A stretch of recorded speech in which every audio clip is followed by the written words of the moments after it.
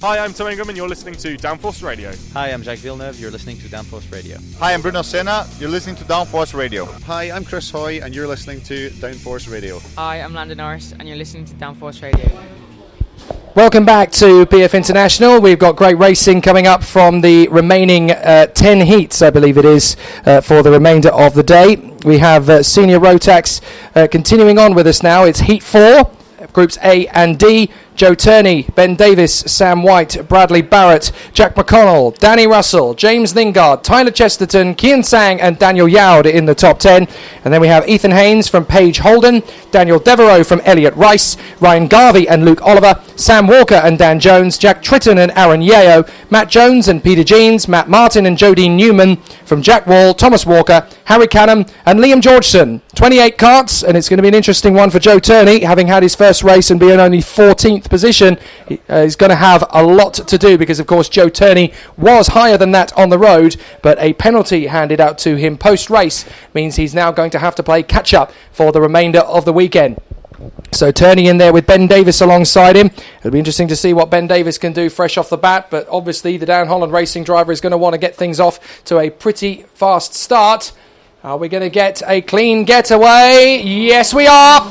Great start, and Davis is going to slot into second place. No, he's not. He's going to slot into third position because straight through comes Sam White into second place in the Coles Racing cart, and we've got a spin. That's one of the KR carts, I think, has gone off there up at turn one. And that is turn one, so they've gone in backwards, a little bit of jostling for position and someone getting spat off just before the bridge. So we'll try and figure out who that is recovering as they come through. And more importantly, is it one of the big names?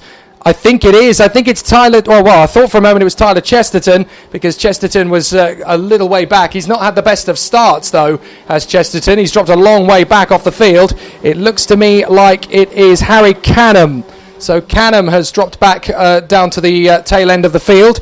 He was on the 14th row of the grid anyway, so he just got caught out in the early start of proceedings. But Joe Turney has picked up an easy lead at the start. Sam White in second from Ben Davis, and then the rest of the field charging on from fourth onwards, getting very exciting as they come through. Turney, White and Davis. Then it is Bradley Barrett from McConnell and Lingard, another good start. Kian Sang has got a good getaway up to seventh from Danny Russell. Then it is Yaud and Haynes rounding out the top 10 from Chesterton, Rice, Oliver, Devereaux, Garvey, Jones, Holden, Jones, Tritton and Walker. That's Dan Jones ahead of Matt Jones, by the way, in 16th and 18th respectfully. Then Peter Jeans, Aaron Yao, Jack Wall, Matt Martin, I should say, Tom Walker, Jodie Newman, Liam Georgeson, and of course Harry Canham making the recovery after his spin at turn one. Up the inside, though, that's a position for change for second place. Davis gets through, then runs a little bit deep. Sam White has to move to try and cover off the move, and it doesn't quite work. And that's given Turney a little bit of breathing space at the front. Still some good jostling for position as they work their way through. In the left, in the right, in the middle of the lap. And up through the Mike Wilson complex. This is where drivers are going to start to kick on a little bit more in terms of out-and-out speed. But Joe Turney through the final chicane has got himself a bit of breathing space, and he's got a little bit of a gap behind him as well, back to Davis and White. So Turney looking good at the early stages of things. Davis, White, Barrett, McConnell, Lingard, Russell, Sang, Yaud and Ethan Haynes in the top 10. Chesterton's not far away from that top 10 either. So a cracking start to proceedings. Up and over the Litchfield Bridge. Down the right-hander and up the back straight they go now. So what can Sam White do under pressure to get past Ben Davis? Well, actually, they're working together, these two, to close back up on Joe Turney. And that's a nice move in the midfield there into the first hairpin. A couple of nice overtaking moves at that point as they continue to battle away. So some great racing still to come as they charge forward. But let's see if there's going to be any major manoeuvres for second and third place. Still, there's going to be a great battle. And on the far side, we have Turney out in the lead. Davis and White still battling away for that second position. But White is now trying to work with Davis to get down the gap to Joe Turney. Bradley Barrett in P4 from McConnell, Lingard, Russell, Sang, Yaud, Haynes, Chesterton, Luke Oliver, Dan Devereaux, Rice, Paige Holden, Dan Jones, Jack Tritton, Matt Jones, Sam Walker and Peter Jeans. That's your top 20 for the moment. Up on the Litchfield Bridge. And out of that right-hander, this is a nice opportunity for Davis. He's under some pressure from Sam White as White continues to make his move on the inside. Here he goes to the first hairpin. Nicely done. He left that one late, but he's got it through nice and easy there. So now it's up to Ben Davis to try and make his way through on the inside on the retaliation. And they both get a bit sideways out of the second hairpin. Crossed up there. Sam White gets it back on the upcut, and that's all fine and dandy. That's a nice move on the inside there for Danny Russell to get the move on the inside of James Lingard, and he's through in a P6. So a good move there from Russell. Through the right, flows down into the Mike Wilson complex. Keep it nice and tidy on the inside apex. Get back on the power, control the roll of the cart, and through back onto the double left into the final turn. Down the straight, and it's going well for Joe Turney. Into the first corner. Plenty of curb on the inside. Flick it through the left. And up to fourth position, that is Bradley Barrett. Barrett makes the move on Jack McConnell up towards the Litchfield Bridge. So Bradley Barrett has got up in a P4. Good work from him too. The 92 is pushing his way further forward. So it's going to be another interesting day at the office for Barrett as he continues to charge his way forward. From fourth on the grid, he is now fourth in the race ahead of McConnell. Sixth place, Danny Russell. Then Lingard, Sang, Yao, Chesterton, Haynes, Oliver, Rice and Daniel Devereaux. Off the turn, Joe Turney is picking up the speed here and starting to disappear from Davis and White. They're going to need to cooperate if they want to get onto the terms with Joe Turney. But this time it looks as though Turney has got himself a nice march to the victory. And at PF International, in this field of senior Rotax, that is no lean feat. Through the first of the lefts, into the left, into the right, and back down the main straight once again, going perfectly as far as he's concerned. This is going all guns blazing. Sam White's got another opportunity on the back of Davis. Bradley Barrett, McConnell, Danny Russell's come up to sixth in front of Kian Sang now. Yao is eighth, so Lingard has not had the greatest of laps. He's down to ninth in front of Ethan Haynes now. From Oliver, Rice, Chesterton, Devereaux, Holden, and then Dan and Matt Jones, Jack Tritton, Sam Walker and Peter Jeans in front of Aaron Yeo.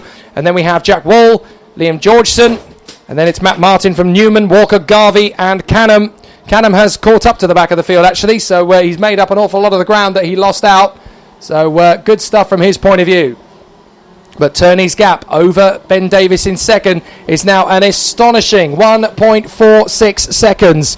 That is massive with 2 minutes and 20 on the clock. So Joe Turney is determined now that having had that penalty drop him down the order a little bit, a victory will definitely give him a little bit more gusto heading into the second half of the weekend. So Joe Turney off the final turn and looking strong. He wants to keep this going. Davis and White still together, and they've still got plenty of gap over the fourth place man, Bradley Barrett. He's going to need some assistance from Jack McConnell if he wants to get into the top three, but I think the gap is far too big with 2 minutes plus a lap left. So Joe Turney, another new fastest lap, 58.93, an average speed of 52.47 for Joe Turney, going beautifully well at the moment as far as he's concerned, and that will more than make up for his previous heat.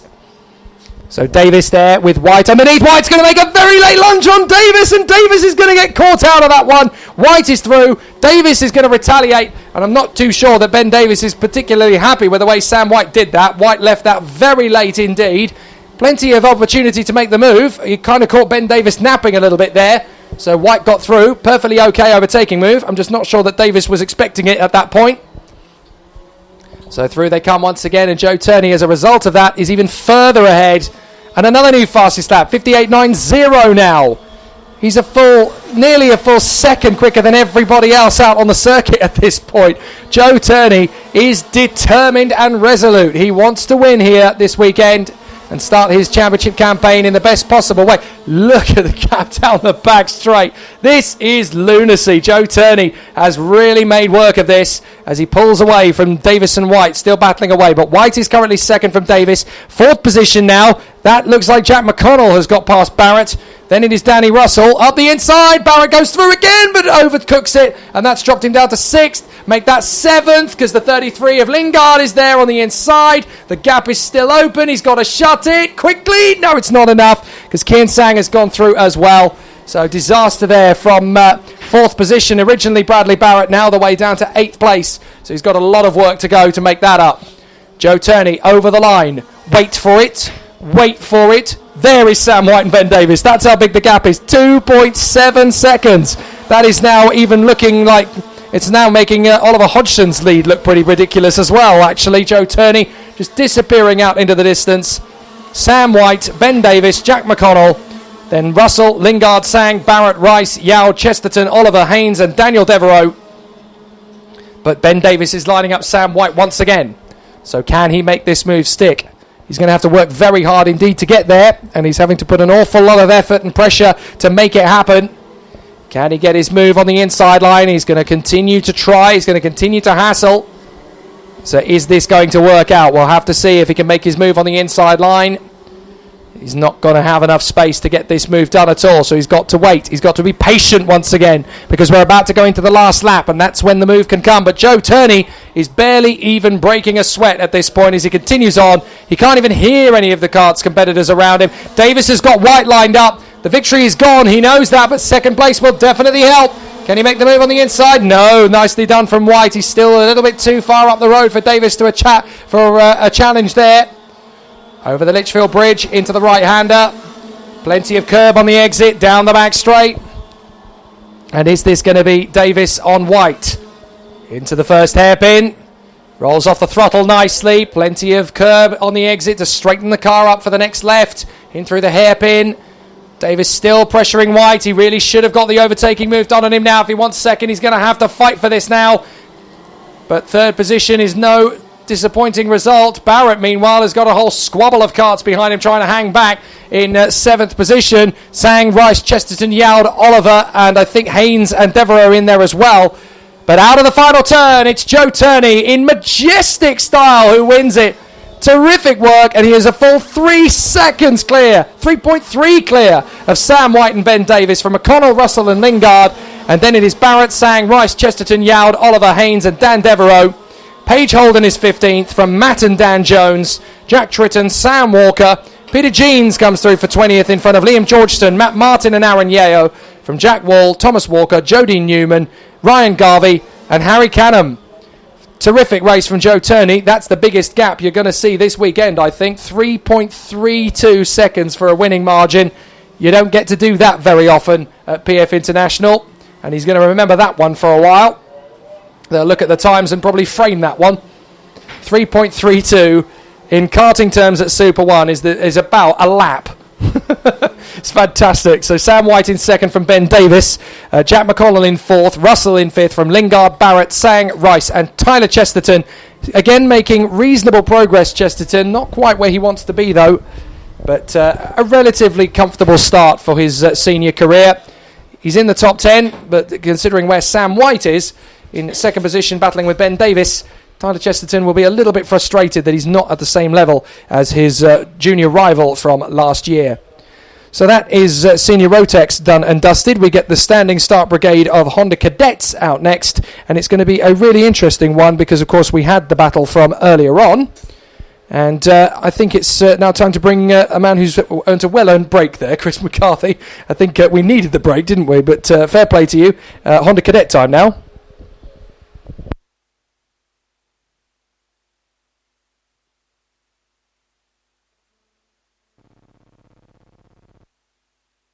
Thank you, Jake. Honda Cadet, it is coming up next. And Heat 2, of course. Well, let's go through the grid then. This is for Groups B and C. Now, Groups B, we already have seen have a heat. Group C, we have not. So, let's go through the grid and where some of the drivers finished earlier in the race. Group B will be to the inside. We saw them race earlier in the first heat. Sonny Smith is going to be on pole position. Sonny Smith, 15th in last year's championship, finished 5th in the earlier heat. Smith last year didn't get off to the best start in the championship, but hit some form towards the end. Didn't have the best end, but the 3 rounds prior to the last round, Sonny Smith really started to hit some form, and that is carried over into this year. Tristan Rennie, the Scottish driver, the Project 1 Racing driver, is going to be alongside on the front row. Jack Clements and Keen Berta row 2. Jack Clements was 8th in the earlier heat. Oliver Greenall, 7th in his first heat, is on row 3 with Oliver Stewart. And then we have Daniel Ginchard, who was 3rd in that opening heat earlier, the highest placed of the Group B drivers. He is on the inside of row 4 with Archie Walker to the outside. Leon Henderson, 9th in the earlier heat, so pretty much where he started. Let's see if he can move forward in this one. He's on the inside of row 5 with Ethan Simmons to the outside. Row 6, Neo Phipps, who was 10th earlier, with Mitchell Gibbons to the outside. Jake Hobson and Aidan Line are row 7. Ryan Willis and Daniel Parron-Smith are row 8. Antonis Sofroniou and Sasha Riley, row 10. Mika Singh and Zach Styler, row 10. Ollie Hanley and Alistair Cresswell, row 11. Cruz Speakman and Maximilian Solarski, row 12. Daniel Holdsworth and Zico Hopkins-Collis are row 13. Well, it's going to be a standing start, of course, for Honda Cadets. We had the opening heat earlier. Brilliant racing it was from the Honda Cadets, as expected. What are we going to be expecting in this one? Oliver Greenall, of course, will be one of the drivers, definitely looking to fight for the lead. Now, the earlier heat was, if we just get up the results from the meeting so far, it was a two-way fight out front in that earlier heat between Theo Mercouris and Alfie Rigby, both sitting out. This one will be out in the third and final heat later, but they were first and second, with Daniel Ginchard third and Sebastian Block fourth. Sonny Smith was fifth. So two drivers who are in the top 5 out again in this one. Greenall and Ginchard, both seeded drivers. Fourth in last year's championship for Oliver Greenall, 9th for Daniel Ginchard.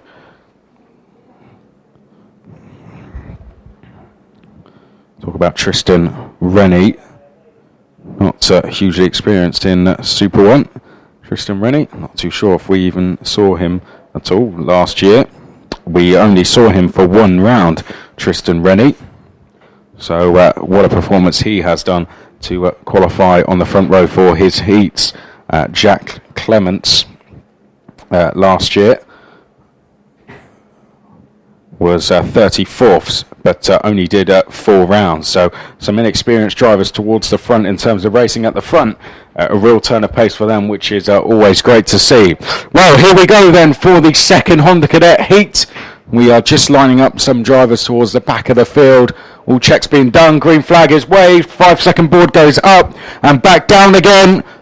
Do we get away cleanly? Yes, we do. A particularly good start, actually, from Oliver Greenall, the number 4, moving forward already as they make their way down towards turn number 1. Through the first couple of corners they go.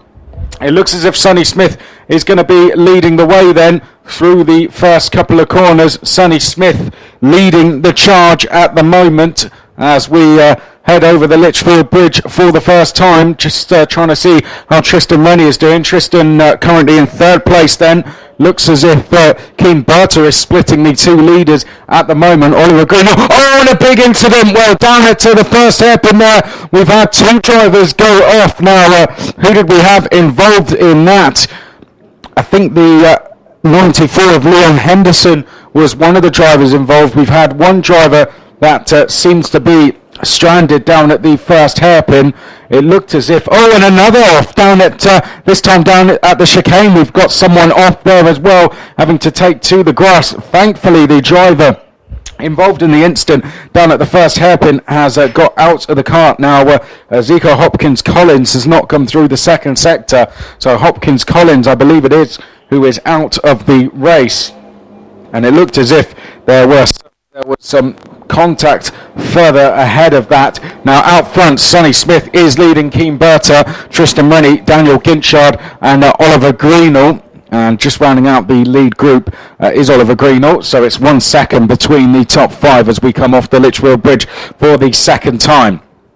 Quickest out of these top 4 is Daniel Ginchard, but we've got to change the lead. There goes Keen Berta up the inside of Sonny Smith, and going into second place, Tristan Rennie. So Tristan Rennie up to second and just pushing Keen Berta along there as they went down towards hairpin 2. Behind that, Daniel Ginchard has gone into 3rd place past Sonny Smith. 5th place, still Oliver Greenall. In 6th place is Neo Phipps, I believe. Then it's Ethan Simmons, Mitchell Gibbons, Ryan Willis, and Mika Singh. That's how the top 10 currently stand as we head through the Mike Wilson complex now for the second time.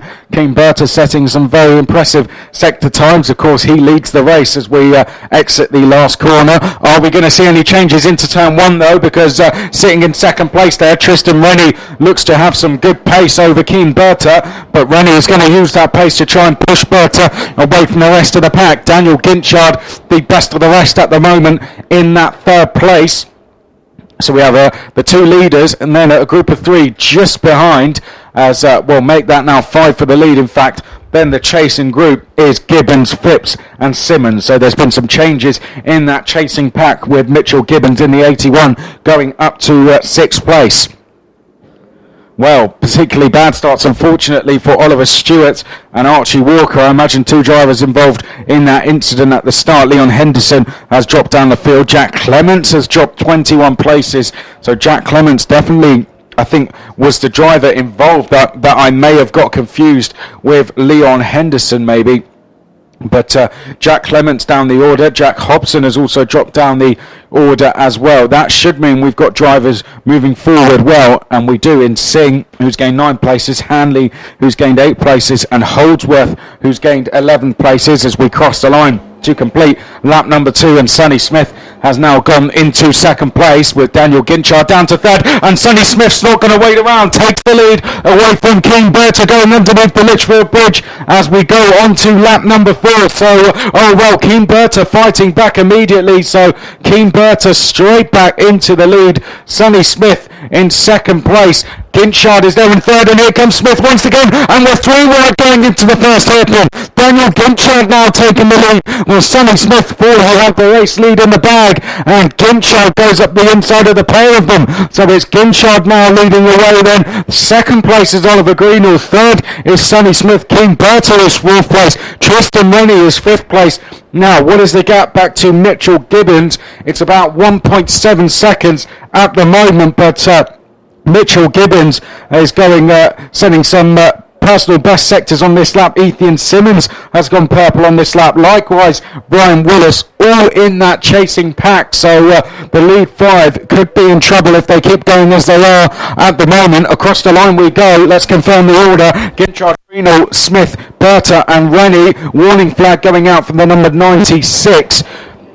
Who is Zach Styler down the field. Over the bridge then we go for the 5th time of asking, and it looks as if Keane Berta has actually gone past Sonny Smith for 3rd place, taking Tristan Rennie up to 4th place. New fastest lap for Ethan Simmons in 7th place. The gap between 5th and 6th has come down to 1.4 seconds, so it's getting smaller and smaller. It's going to be Simmons, Phipps, Willis, Singh, all in that group. Daniel Parent-Smith trying to close in as well. Could do with some assistance, but Aidan Lane, Aidan Lane should be in there, but it's Daniel Parent-Smith, in fact, who is about 2 to 3 seconds back from Singh in 11th place, but lots of battling going on up and down the order. The main focus, of course, is with our race leaders, who are just heading out of the last corner now. Looks as if Keane Berta is up into second place. So across the start-finish line we go. Ginchard leading Berta. Then it's Rennie in 3rd place, 4th place Greenall, and Smith in 5th place. No changes underneath the Litchfield Bridge this time as we are on lap number 6 now. Tristan Rennie has gone quickest. So a new fastest lap from Tristan Rennie on 108.07. Oh no, but Tristan Rennie has spun. Coming off the bridge, Tristan Rennie has spun. Now there was a move trying to be made there from, I think it was Oliver Greenall, and it's caused Tristan Rennie to go into a spin.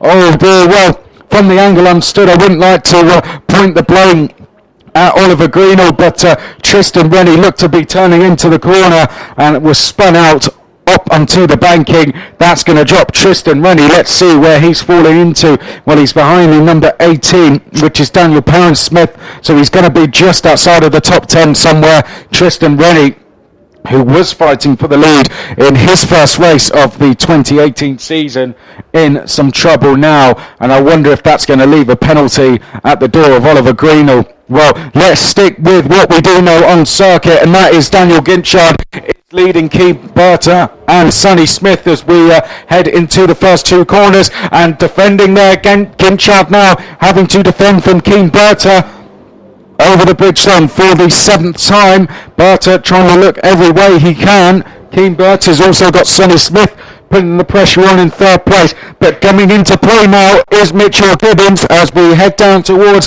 the first hairpin, and looking to the outside to try and take the race lead is Sonny Smith. Sonny Smith trying to go through to 2nd place. Mitchell Gibbons has just left the door open for Ethan Simmons to go through into 4th place potentially. Then we've got Oliver Greenall trying to make places back, so it's Ginchard, Berta, Smith. 4th place is now Ethan Simmons. 5th place is Greenall. Then it is Mitchell Gibbons in 6th place. Then it is Phipps and Willis as the last lap board is being prepared. The time has ticked down to 3, 2, 1. The time is out. 1 lap now remaining, and we have 6 or 7, 8 drivers perhaps for the lead. Here we go now down the start-finish straight for the last time to cross start-finish line, and leading the way is Daniel Ginchard from Keane Berta, Simmons, Greenall, Gibbons, Phipps, Willis and Smith, and it's all changed down underneath the Litchfield Bridge. Is that Keane Berta going into the race lead? Let's have a look as they come over the bridge. No, it's not. It's actually Keane Berta being challenged by Ethan Simmons. Let's see who emerges in 2nd place. Is that Simmons or is that Greenall in 2nd place? I think it might be Greenall now as drivers make their way through the first hairpin for the last time. So Ginchard looks to have this one in the bag. 2nd place then looks to be Oliver Greenall as they make their way out of the first hairpin, 2nd hairpin rather, but Greenall's left the door open. Oh, and a bit of contact with Keane Berta. Berta back into 2nd place, going through to 3rd place there look to be Ethan Simmons now. Less than half a lap remaining here in the 2nd heat for Honda Cadets, this race 14 of the weekend, and I didn't think I would be saying this, but a comfortable race lead for Daniel Ginchard. He heads out of the last corner and down the start-finish straight to take the race win to add to his 3rd place earlier on. Keane Berta starts his racing this weekend with a 2nd place. Oliver Greenall finishes in 3rd place. Neo Phipps, brilliant drive from Phipps, gains 7 places to finish 4th to add to his 10th place earlier, but it's Ethan Simmons in 5th place. Ryan Willis gains 9 places to finish 6th. Mitchell Gibbons was 7th place. Sonny Smith will be disappointed with 8. Singh gained 10 places overall to finish 9th. Archie Walker rounding out the top 10. The biggest mover of anyone though, Daniel Holdsworth, 14 places gained in just 8 laps to finish 11th place. Daniel Parent-Smith was 12th. Tristan Rennie, you've got to feel sorry for Tristan, 13th place after challenging for the lead earlier in the race. Jack Clements, after that incident at the start of the race, finishes 14th place. Then it's Oliver Stewart, Leon Henderson, Aidan Lyne, Anthony Sofroniou, Jack Hobson, Sasha Wiley, Zach Styler, Ollie Handley, Alistair Cresswell, Cruz Speakman, Maximilian Salarski, and then that's unfortunately the back of the field after coming off on the opening lap, Zico Hopkins Collis. Well, a real shame that for Zico, but up the front, Daniel Ginchard takes the win by 7/10 of a second over Keane Berta. Berta looking disappointed as he came across the line, but raced very well and has another heat later on to try and go for victory. Oliver Greenall, of course, involved with that incident. I believe it was with Tristan Rennie, so we'll see what happens there. But for now, Oliver Greenall's results will be a 7th and a 3rd, which is very consistent indeed. Phipps, as we said, a 10th and a 4th. Ethan Simmons, brilliant start to the weekend for him with 5th place. Then we had Willis, Gibbons, Smith, Singh and Walker. Well, brilliant race. It was indeed, wasn't it? Could have done with your assistance there, Jake. But I saw more fisticuffs in that than I did in Talladega Nights. Yeah, well, there we go. Dan Ginchard emerging as the victor. I mean, that just shows you all of the promise that he's been building up to with that. Keane Berta in 2nd from Greenall, Phipps, Simmons and Ryan Willis. And then we have the likes of Gibbons, Smith, Mikai Singh and Archie Walker in the top 10. But very dramatic to see some of the big names down the order. Jack Clements only 14th in that one. We saw a big couple of problems from some of the others in there, but all sorts of carnage and pandemonium from that particular heat. And very exciting stuff. But now, of course, we come on to the Rotax 177. That's the next heat that's out onto the grid. And Oliver Smith and Louis Large once again on that front row of the starting grid. Now, the last time these guys came out onto the circuit, it was Louis Large from the outside line who managed to pick up the victory. And that's a really important one because Oliver Smith had, if you remember, a absolute nightmare of a race from pole position when he had the straight line speed over 1 lap to get it all done. But the rest of it just kind of fell apart at the seams. As soon as the lights went, his race just fell apart and he lost 3 seconds on the line with some kind of engine issue and big problems from there basically. So Oliver Smith and Louis Large from the front of the grid again. Thomas and Wright, Luck and Beecroft, Moorcroft and Vaus, Davis and Fifner, Martin, Sadler, Wilson, Anderson, Charlie Wally, then Jamie Tyra making his recovery drive again, no doubt. Rowley, Dickinson, Darren Wally, Basley again from the 10th row will be tough. Meakin, Warrener, Darlow, Milner, Ford, Branfield will charge again, no, of course, and Chris Sawyer. So there's a few drivers again out of position, and we saw last time, Chris, just how those drivers were able to make their way through. Jamie Tyra and Ian Branfield in particular made plenty of progress through the field. The big one is going to be Marcus Basley. Can he get on top of whatever deficiency he's got with the kart right now? And James Beecroft needs a good result. He picked up a penalty in that opening heat, so he dropped all the way down to 16th place. Dan Martin likewise dropped all the way down to 18th. Ross Meakin, Gary Anderson, Tim Darlow all picking up penalties, so you have to avoid those penalties. If you can do that, then you give yourself a good chance at getting a good grid for that first final. And if you don't get a penalty, also you'll benefit from everyone else getting penalties. It's as simple as that, really. It's really cost Beecroft a lot of positions in that opening heat. So he'll have to try and make up for that now as we continue on for the rest of the day. But looking at the time, he was finished in the end 12.65 behind. So lost what was at 5th place, I believe, due to that penalty. But, well, here we go for Rotax 177 one more time. Smith and Large, your front row. Smith on the inside, Large on the outside, Thomas, Wright, Luck, Beecroft, Moorcroft, Vaus, Davis and Fifner giving chase, and of course keep an eye on the likes of Tyra, Basley and Branfield in particular coming through the field. Here we go once again. Is it a clean start? It certainly is, and this time Oliver Smith has the speed to make it work, and he's going to run there in first position and cuts across. No change in the top 3, although for the lead, is that going to be Large getting past? No, it's not. It almost was, yeah, it almost was. Had to think about it, didn't he? 3rd place is Chris Thomas as they come off the bridge for the first time. Just trying to identify 4th place. I think it might be Chris Wright. It looked like an even start. In fact, 4th place is Alexander Luck, who needs a good result as well. He had some problems, finished all the way down in 25th in the opening heat. So Alexander Luck really needs to take a win here, at least a top 3 finish. 5th place at the moment is Chris Wright, and then it is James Beecroft in 6th place rather, as they head down towards Bobby Game Corner. Looks as if Beecroft's going for 5th place, and he's gone through. Good move that from James Beecroft. Cracking start to the day then in this particular heat for Beecroft. Hopefully his penalty from the earlier heat is now just a distant memory, but certainly for Oliver Smith, race 1 is no longer part of his game plan, and round the outside, sweeping all the way around. Large. That was an amazing run out of the final turn to sweep on the left side and just cut across him to take the lead. That was marvellous from Louis Large. Really made that one look easy. Child's play, you could argue, but the number 1, Chris Thomas, is still there in 3rd position. Currently in defensive mode, telling Alexander Luck, come on, we need to get these two, who are still side by side as Smith tries to come round the outside of the first hairpin. Doesn't get the move on Large. Now Thomas is going to get his own opportunity, but up the inside to 4th place comes Beecroft. Luck is going to get nearly forced off the circuit there. Good recovery and good save from Luck. Got to say, I love it when people give the push signal and then defend. Chris Thomas, the irony. It's completely unfair, isn't it? It's one of those things. But he's in 3rd place, Chris Thomas, at the moment. This is a lot closer than what we saw in the opening heat. Just look how close the pack is coming out the last corner as they head down the start-finish straight. I know we're early in the race, but there's not going to be any defensive driving at the front, is there? No, it's all going to be about pushing forward. Louis Large just trying to get away at the moment, but very competitive out front at the moment. Where's the next move going to come from? And I think that's going to be James Beecroft trying to go past Chris Thomas.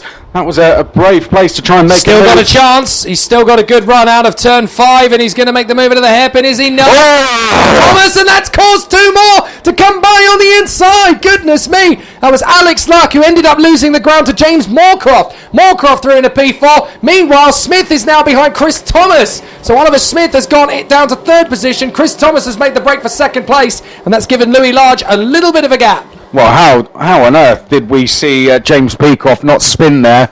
He got a huge tank slapper on going in towards that first hairpin. Yeah, that's the leading candidate for save of the season, isn't Yeah, it? Oh, we've it had was. an off there as well at the back. Somebody has gone off there on the far side. That looks to me like Darren Wally. Yeah. So Darren Wally's had a bit of an incident there in the chicane and spun the card around. So Chris Thomas now charging after Louis Large. Fastest in the first sector is James Moorcroft. Fastest in the second and third is Louis Large, but the fastest lap of the race on a 60.39 is James Moorcroft. Chris Thomas closing in on Louis Large here as they head down towards the first hairpin.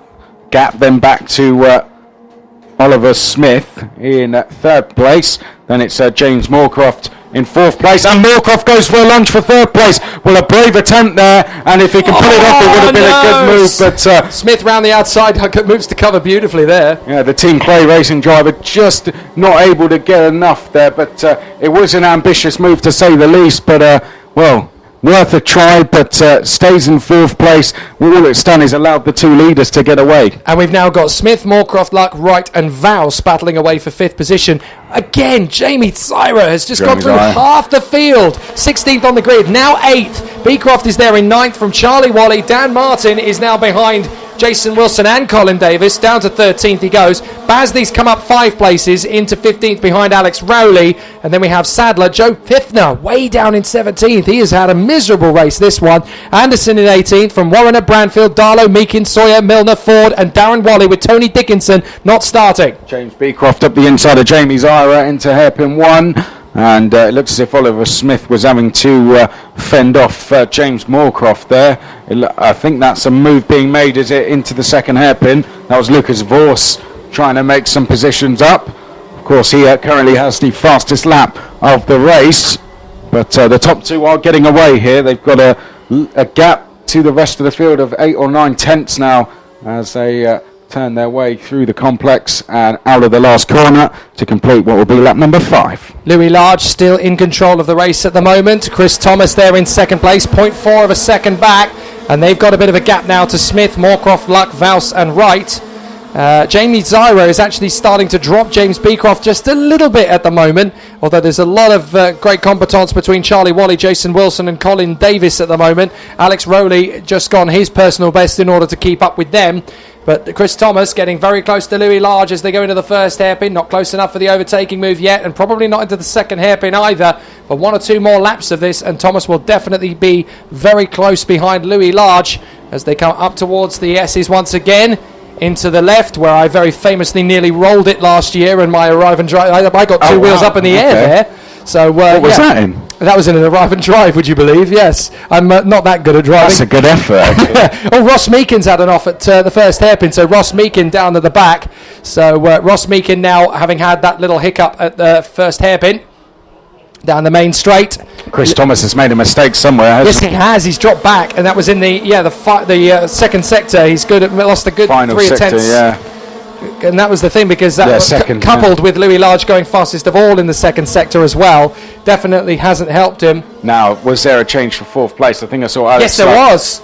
Yeah. So 4th position now, is that Alexander Luck? No, it's not. That is... oh, no, it is Moorcroft. Moorcroft is still there, so Luck has dropped to 5th behind Vouse. So Vouse is into 5th position, the 12th. Then we've got the 62, Chris Wright, still there in 7th.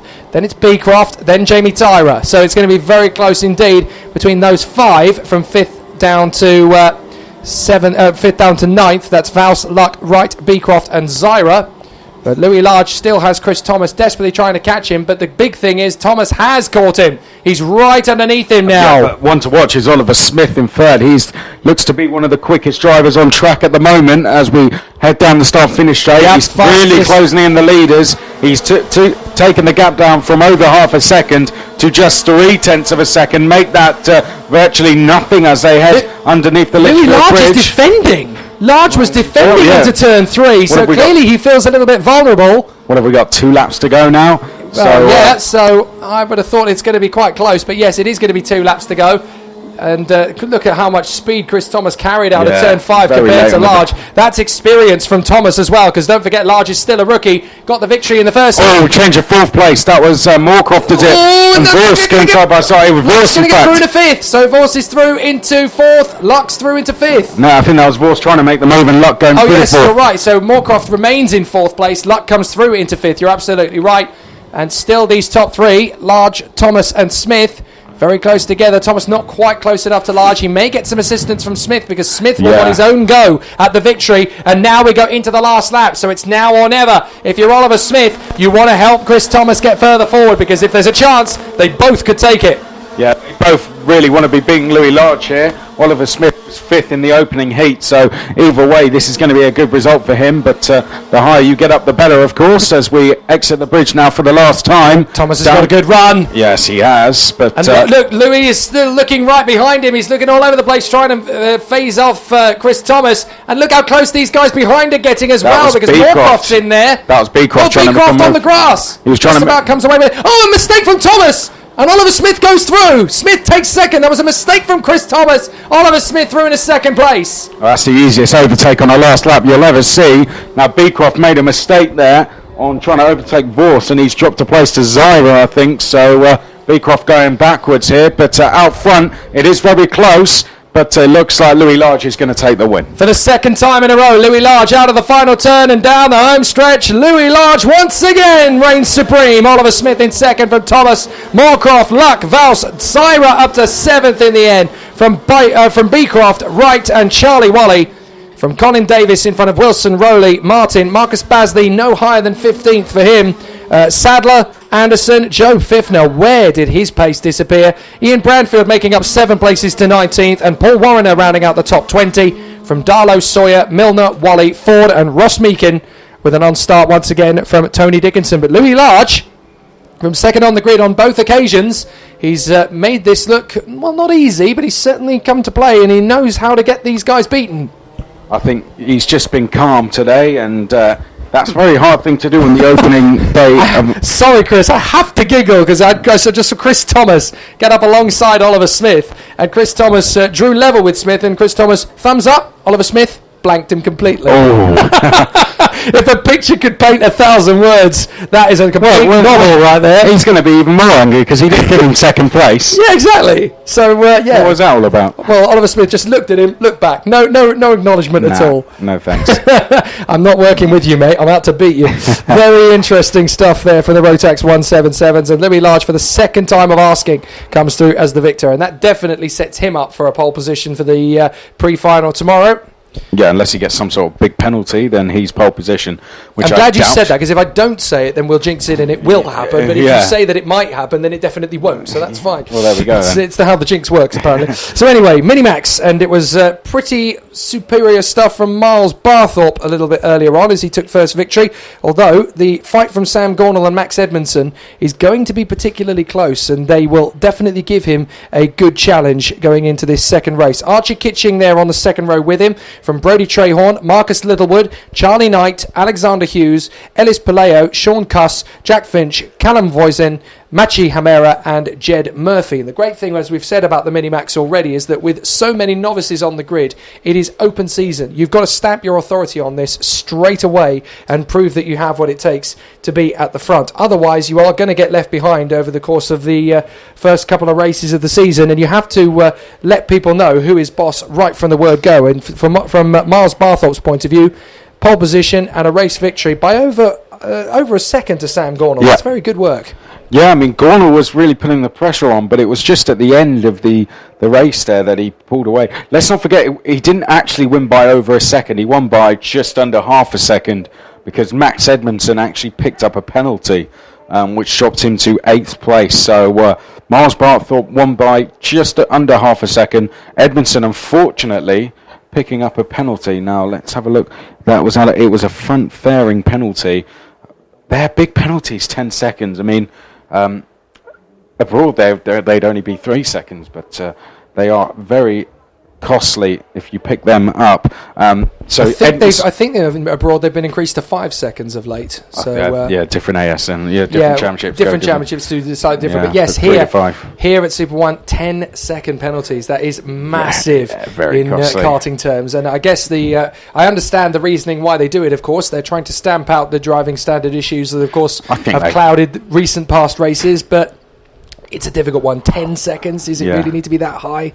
I mean, I was totally against front-fairing penalties when they were being introduced, but the racing's a lot cleaner, you got to say. It is, and to be fair, drivers will go for gutsy moves side by side a lot more now, so that there's a lot more sort of wheel banging in terms of the really close nature battles than there used to be just ramming the guy off in front. And I find there's a lot more skill in that. Yeah, you don't get any loading now. The loading used to be terrible. Oh, so the 2013, 2014 loading used to be a complete and total farce. I mean, when I raced, it was ridiculous. You know, I remember doing a race here at PFI going from 23rd to 8th in the first corner. That was on the old layout, but and then I got fired off at the next corner, so it was all for nothing, really. But there you go. Anyway, Max Edmondson with that penalty dropped to 8th. So really, he's got a lot of work to do from the inside of row 2. You'd expect that his chat with his team mechanic parents would have been, right, take the win, nothing else. So that's going to be an interesting one to watch. Miles Barthorpe really doesn't even need to win the race necessarily, as he did take pole position earlier.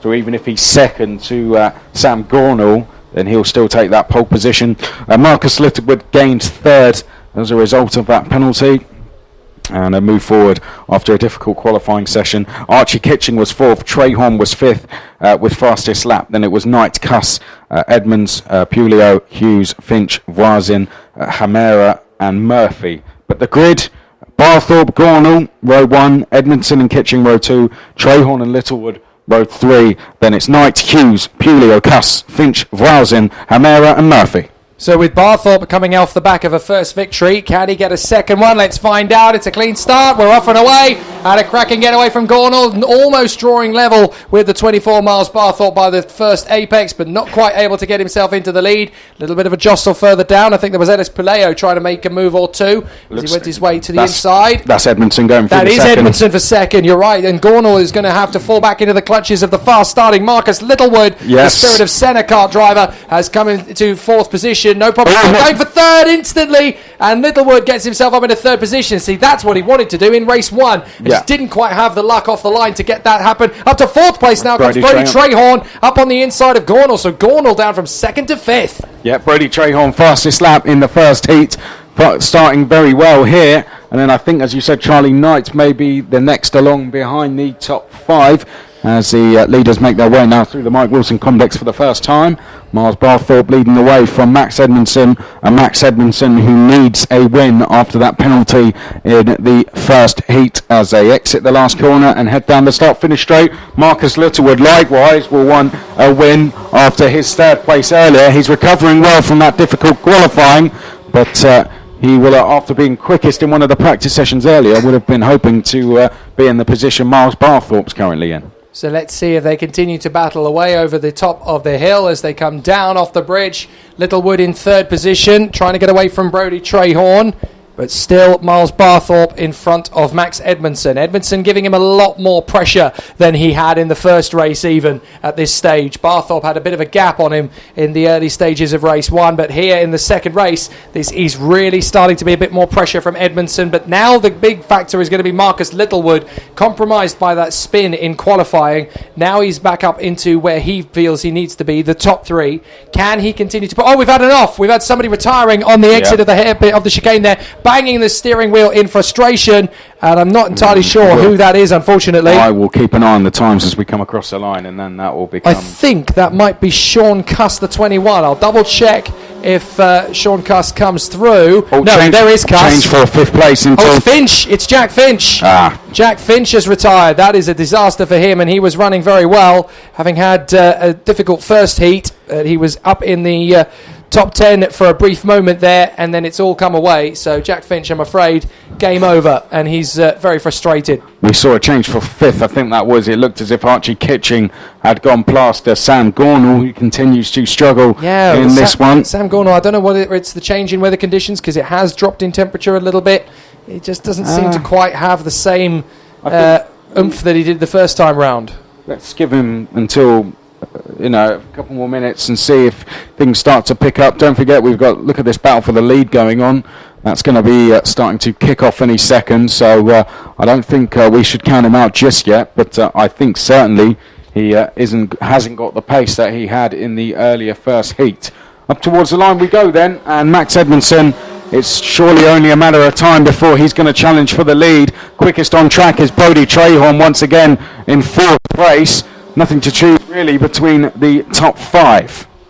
So as we continue to battle away around the circuit, over the Litchfield Bridge and down off the turn once again come our leaders, and it is Barthorpe and Edmondson. Littlewood is there in 3rd position, and in 4th place, tightening up, is Brodie Trahorn. Now, Trahorn had some good gutsy moves in the first race. Wasn't really able to get himself into the lead fight. Now he's there. I'd love to see what Brodie can pull off here in Minimax, because I think he's got a little bit more fight within him this time. He's gone with Littlewood. He's realised I can really make a good opportunity out of this, and he's only a whisker away from the top 3. Trahorn could be the one to watch here. Yeah, well, in the first heat, we had 2 groups of 3, didn't we? Miles Barthorpe, Gornall and Edmondson, and then the second group was Littlewood, Kitching and Trahorn. And they were all matched for pace. In fact, the second trio were actually quicker in Trahorn, Kitching and Littlewood. So we did say, if we can get the 6 of them together, then we should see a 6-way fight. At the moment, we're seeing a 4-way fight with Kitching and Gornall not too far behind. So I think this is almost exactly what we were expecting. As Trahorn sets another new fastest lap. I was just going to say, he sets the fastest lap in this one. He was in the first race. He's gone for the inside of Littlewood and makes it through. Brodie Trahorn. Littlewood did not look particularly happy about that one. We've seen Cleanham overtaking moves. But he left that one quite late, did Brodie Trahorn, to be fair. I think he got quite hungry there. I think that corner in general is a very dangerous overtaking opportunity.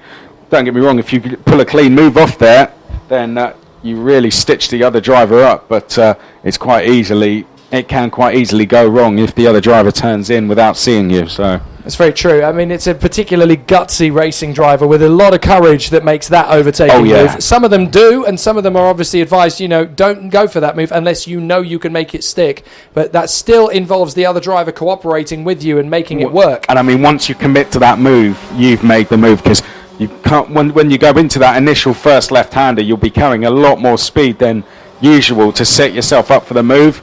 So it's almost right where they are on track now, going over that banked corner. There is when you decide, right, I'm going to make the move. Kitching's into 4th. Kitching is into 4th place. So now Littlewood is going to have to work with Archie Kitching to close up on Brodie Trahorn. Kitching having just set a new fastest lap. Well, that's how he got to 4th position then, off the momentum of that. Littlewood in 5th place. So Kitching is now trying to close down on Trahorn with assistance from Littlewood, and in doing so, that's bringing them all onto the back of Max Edmondson, who in turn is not far behind Barthorpe. And you're right about Sam Gornall. He's not out of this yet. He's still gone with him. I think this could end up that 6-way fight you were after. Yeah, coming back into play now, so seems to just be settling down, and carts coming to him perhaps as we enter the final few laps. So maybe that's all of a case it was. As you said, temperatures dropped, and that may have caught them out with the setup. But as we move into the second half of the race, Gornall getting quicker and quicker. I reckon that's 3 to go for me. And up the inside for the lead. This is going to be a change of lead for Edmondson up the inside. And he's got him. Edmondson takes the lead from Miles Barthorpe. So that's the first major challenge in this race from Edmondson. Also through is Trahorn, and that's going to put Barthorpe wide. Kitching's through in a 3rd. Littlewood still has momentum, but nicely done from Barthorpe to get across the line just in position to be able to stop Littlewood coming through. But Barthorpe is now down to 4th position, and we have a new leader, Max Edmondson. Second place, as you said, is Brodie Trahorn. 3rd, Archie Kitching. Then it is Barthorpe. Then it is... Oh, contact! Three-way collision there. That was 21 and 34 coming together. So that was Cuss and Pileo. And unfortunately, the Alex 14 Hughes of as well. Alex Hughes had nowhere to go but into them there. So the three of them getting all tangled up in the second hairpin. And as we watch the leaders, that's going to be an interesting one as Trahorn and Kitching are now trying to close down that little momentum to Edmondson. Back on the inside. That was Barthorpe trying to get past Kitching, but with 2 laps to go, they're really running out of time, and Edmondson might have made the break at exactly the right moment. Yeah, this is exactly what he needed after that penalty in the first heat. Gornall getting closer and closer. Purple in the second sector last time round. Look at the battle for second though, as Archie Kitching may try and move for second, and there goes the move. Archie Kitching up the inside of Brodie Trahorn, and Barthorpe not quite able to capitalise. And up the inside, contact as the 24 of Barthorpe tried to get on the inside of Trahorn, went up and over his rear wheel, and that was a very close one indeed. Trahorn was very lucky that the bumper didn't become dislodged from his kart there. That could have been a penalty, but he's all right, and Trahorn and Barthorpe live to fight another day. But for Edmondson, this is perfect, because he's pulled out a 0.6 of a second advantage, and I don't know if he's going to lose that lead now. Not in one lap, surely not, as we head out of the last corner. Last lap board is shown to our race leader, Max Edmondson. What's his gap as they come across the line? As, almost contact there between Brodie Trahorn and Miles Barthorpe. The gap is just under 0.8 of a second, so it's Kitching second, Trahorn, Barthorpe, Littlewood and Gornall split by less than 2 seconds,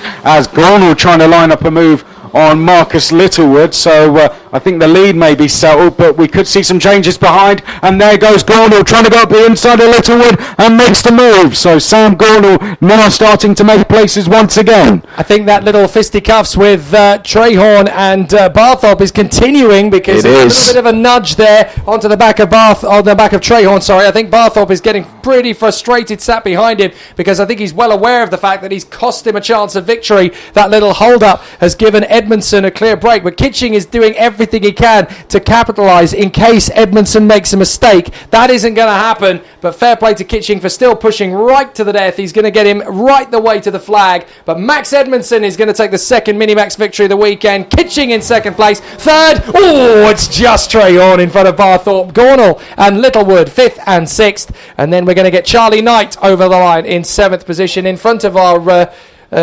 troublesome trio, who had that little bit of a moment a little bit earlier on. But it's Alexander Hughes in front of Sean Cuss and Machi Hamara.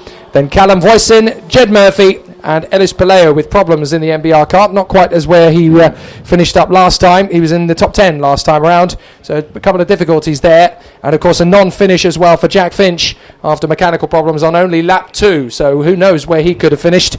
But Max Edmondson getting the win over Kitching by 0.3 of a second. Yeah, well, that's Minimax done for today. We say goodbye to them until tomorrow, just like we have done for Rotax 177. So 2 classes there that have been signed off, and that will soon be joined by Junior Rotax and Senior Rotax, which will follow this. Then we'll go into IAME Cadet, Mini X30, Senior X30, Junior X30, and Honda Cadet. So that is the rest of the program, but Max Edmondson doing exactly what he needed to do after his penalty in the first heat, which saw him finish 8th by taking the win. Gives himself a good chance to perhaps start it in the top 5 somewhere. Archie Kitching 2nd, Brodie Trahorn 3rd, Miles Barthorpe 4th, Sam Gornall got 5th in the end from Marcus Littlewood to make it 2 seconds between the top 6. So just what we expected really, the top 6 all fighting for the lead. I expect that to get closer and closer heading into tomorrow. But from Minimax we now move into Junior Rotax, Jake, and I think so far they've provided the best race of the day in their opening heat. Very arguably so, yes. 7 races to go here at PF International on the Saturday of running. But don't forget, of course, we have another 22 races tomorrow, including 4 repechages, right. would you believe? So that's how busy it's going to get. But yes, the 17th race of the day is Heat 2 for Junior Rotax for Groups A and B. And as far as I'm aware, that is the last Junior Rotax heat of the day. It is. Minimax have been signed off, as we just said, and as of Rotax 177. So this will be our 3rd of 9 classes, isn't it? To round off their day. And then we have James Lowther and Guy Cunnington that rivalry. Round 2. On the front row of the grid, ding ding to your corner, chaps. Oakley Pryor and Tom Adams on the second row. Alex Eads and Kai Hunter on the third. Ben Burgess and Matty Hingley will be on row 4. Then Cameron Thompson and Jack Steadman round out the top 10. Finley Bunce and Harrison Collins will be on row 6 from Matthew Collins and Anshi Stenning. Owen Johnson and Sam Harrison. Then Taylor Babs and Klaas Koika. Ben Casely and Harry Newman Oakley. Hugh Lawrenson and Josh Powell. Harvey Edmondson, Declan Lee, Alex Bentley, James Watson, Ryan Taylor-Truman, Ruben Brown, Tiernan Rourke, Connor Merrifield, Will Jenkins and Bailey Voisin. So that'll be an interesting one, as all of the 32 drivers will take up their position out on the circuit in a little under a minute's time. And some absolutely terrific, sensational, no-nonsense racing from the guys in Junior Rotax thus far. But this will be the 5th and final race of Junior Rotax through the day, because, of course, we have had...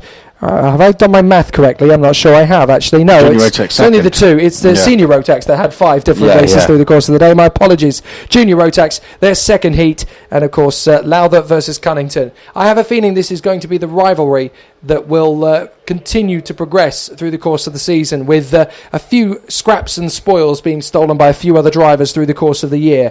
But it's going to be all about these two. Lowther and Cunnington, they were absolutely determined in that first race, were they? I'm going to lead. No, I'm going to lead. And it was a statement of intent and a very deliberate, very forceful nature against the other, saying, this is how I'm going to run the races. And the other is, don't even think about it. I'm going to run this race. They are very, very determined, certainly in that first race, to make it clear to the other who was in charge. Yeah, they were, but of course they were joined by a lot of other drivers, but in the end they seemed to just break free. We would expect them to be two drivers who would fight for the win. Well, were they joined by the other drivers as a result of their constant battling with each other? That's the thing. They kind of hampered each other. They could have worked together and got away and then just finished it all off. They were actually lucky with that little bit of fisticuffs for third place last time, and that gave them the break. But without that, both of them could have lost the chance of the victory. I think a lot of questions need to be answered in that case, but let's run through the group one more time. James Lowther second, as we said, in the first heat on the front row with Guy Cunnington, who won. Two drivers that need a good result here, Jake. Oakley Pryor was 21st in Heat 1. Tom Adams 23rd, so both of them needing good results. Alex Eads, solid 5th place for him to start the day. Kai Hunter 15th, so he needs a good result. He came off on the opening lap. Then we had Ben Burgess, who finished 8th. He's on row 4 with Matty Hingley, who didn't really get a chance to show us what he could do down in 28th. That was it. Cameron Thompson was 3rd, so a brilliant start for him. He's on row 5 with Jack Steadman. Behind that, Bunce Collins, Matthew Collins, Stenning, Johnson, Harrison, Babs, Koika, Casely, Newman Oakley, Lawrenson, Powell, Edmondson, Lee, Bentley, Watson, and then we have Taylor Truman, Brown, Rourke, Merrifield, Jenkins, and Rousing. So we're getting ourselves ready for the battle. I think we're going to go around for another formation lap. Yes, we are, because we've got two cars having collided. Is that Klaas Koika? It is. Klaas Koika and Alex Eads has come by, and is it Tiernan Rourke? Tiernan Rourke and Klaas Koika appear to have come together there at the final turn. The 59 goes across the line. So what on earth happened there? And Klaas Koika, good idea to cut through what was the old first corner there. Merrifield hasn't obviously learnt that trick. So but Klaas Koika a lot more experienced, I think, and that is something I definitely would have done myself. So I wonder if that was Koika getting caught out by somebody else and then losing the car, and Merrifield just going into him, because they're not in the same part of the racetrack, are they? Koika. I think it was Eads was delayed, because look, he's having to make his way through as well. So did Koika and Eads somehow get together somewhere? They're split by a long way, perhaps. It started with Eads, Koika caught out. I wonder if they just got too bunched up, and then Koika got spat out, and then in doing so, Merrifield had nowhere to go but into him. Very bizarre incident there. Very bizarre. Yes. Let's have a look and see what. It looks as if they've got back into position. Yeah, they have. So it is going to be a clean start this time, hopefully, provided there's no more silly shenanigans.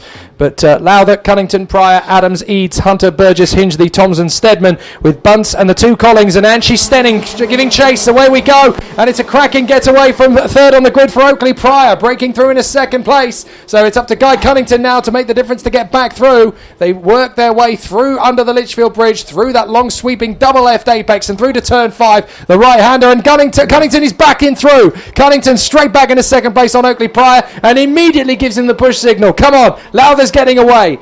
I think we might see a change of tactics from the likes of Pryor, knowing that Cunnington and Lowther are not prepared to give up their positions in the top two spaces. Maybe we'll see a much more relaxed approach and more patience from the likes of Oakley Pryor as he is there in fourth place. Looks like there was Ben Burgess going in the attack a bit further back on Kai Hunter there as they swap places down at Bobby Game corner. So Kai Hunter under a lot of pressure there, but out front, what is that, 4 breaking away and 1 more in chase as we exit the last corner. It is Lowther, Cunnington, then it is Pryor, Eads, and in chase Tom Adams. So as these two break away and clear, Lowther and Cunnington, here we go. Cunnington goes for the move. It's exactly the same thing. James, you're going to follow me. And then James responds, don't think so, Guy. Forget about it. I'm going to keep count this time. You're going to actually keep count of how many times they swap the lead. Okay, so Cunnington's gone into the lead. Here comes Lowther. That's 2. Okay, that's the second time of change. Oakley Pryor this time is going to try and get on the inside. Not going to happen. Watch for Cunnington. Look, Lowther's defending. Lowther is defending. This is lap 2, and he is defending from Cunnington. He would have had a plan going into the race, and perhaps that plan is get Cunnington dropping into the pack, then go for it. So, look what's going on here. We've got the number 12 running slow, which is Declan Lee. So that's Lee and Newman Oakley coming together there on the second hairpin. And we got an off somewhere else. That's out of the chicane, and I think that's... it's not Taylor Babs. It's going to be... Connor Merrifield again, is it? Oh no, it might be... I'm trying to see who it is that came through. We'll have to figure out who it is that drops right to the back. But Lowther and Cunnington still battling away for the lead of this race. I think it was Taylor Babs. It was Taylor Babs, you're right. Yep, Taylor Babs dropping to the back then. Still Lowther. It's gone for the move on Lowther and ended up getting held up there. And that's going to put 3 carts past him, surely. Or is he going to hold it round the outside and only decrease it to 1? Oakley Pryor's gone through. Well saved from Guy Cunnington, only losing 1 place. But look, Pryor is wise to that manoeuvre. Cunnington trying to come back through. Here he goes to the inside. Don't even try. I'm coming back through. This is brilliant. Cunnington straight back to second place. This is a boxing match on wheels between Lowther and Cunnington. Amazing stuff. And there's a warning flag having gone out to Harry Newman Oakley. So clearly the officials believe that the clash between him and Declan Lee was at the fault of the 86. Across the line, here comes James Lowther. His gap now. A second. Oh, the damage is quite extensive there for Guy Cunnington. He's got the cheek and the nerve, Guy Cunnington, to signal to Oakley Pryor. Right, now I'm in front of you. Come on, give me the push. Let's go after him. But what other choice does Oakley Pryor have at this point? He's got to work with him to get that gap down again. So I tell you, the danger man looks to be Ben Burgess to me, because he in 6th place there has closed down the top 5, this chasing pack, and he's bringing with him the likes of Kai. And Kai Hunter giving him a good old shove going into hairpin 2, and Kai Hunter I think may let him back through here. And does. So good driving that from Kai Hunter. Yeah, well done for Kai Hunter. I'm not sure that was intentional. He just got himself into the braking zone, nerfed him a little wide, realised that was going to happen. Okay, I'll just roll off the throttle, let him back, get myself back into position, and then we'll just say no more about it. And I think that was good going there from Kai Hunter. Saved his bacon in that race, to be fair. So behind that, we've got Bunce and Adams, it seems. Look at that. Fastest lap from Guy Cunnington. He's eating away at the gap. We are going to get a 3rd lead change here, surely. 4th lead change. That is the 3rd go of it. So let's see if this continues. He's absolutely flying, isn't he, Guy Cunnington? And he will not wait around when he gets there, because it's not a case of if. Look at him through the first sector, 3 tenths quicker than James Lowther through the first sector alone. So Guy Cunnington very adamant to make up what you could call it was a mistake there, going for that slightly over-ambitious move. Pryor, Eads, Thompson, Burgess, Hunter, then Bunt, Adams and Hingley. Just looking forward down the order, we've got Ruben Brown moving through the field. James Watson as well is making a lot of places. Of course, so we've had Matthew Collins. Yeah, Matthew Collins, the Scottish champion, has had a bit of an issue there as he's now down the back. That's a disaster from the inside of row 7 as new fastest lap for Guy Cunnington. The gap is just over a quarter of a second. He's the only driver to go sub 59 seconds as well. And going over the bridge, I think Guy Cunnington's going to go for it at hairpin 1 here. off the bridge. Of course, that's where it all went a bit wrong a couple of laps ago. But Guy Cunnington, phenomenal. Cunnington has got right up to Lowther. This is going to be the rivalry of the season between these two. Clearly, this is only the second race these two have gone to battle, and it's these two who are clearly full guns blazing, fists raised, and stance obligatory. Absolutely amazing with these two. at the moment, they do just have this edge over the rest of the field, don't they? But that can all change once we... This is like the days of Prost and Senna in F1. They just disappeared from the rest of the pack and then had their own private battle out front. These two, not in the same team, of course, so it's a little bit different, but it is going to be incredibly ferocious between these two all season long, if this weekend is anything to go by. Yeah, so far it's been very entertaining to watch through the first couple of corners. And Guy Cunnington, when is he going to make this move? Is he going to become a bit more patient here, I wonder, or is it just going to be back to what it was before? At the moment, he hasn't actually made a challenge. Well, no, he's looked at where the rest of the guys are, and again, he's been very lucky with being able to make the break. So I think he's just going to continue to edge that gap away, because in third position, Oakley Pryor has got a bit of a challenge now from Alex Eads, who's going to go for the inside. Oh, that move was never on. Oh, Alex, you committed far too late to that one. Yep, never on that move, and it's brought Cameron Thompson closer.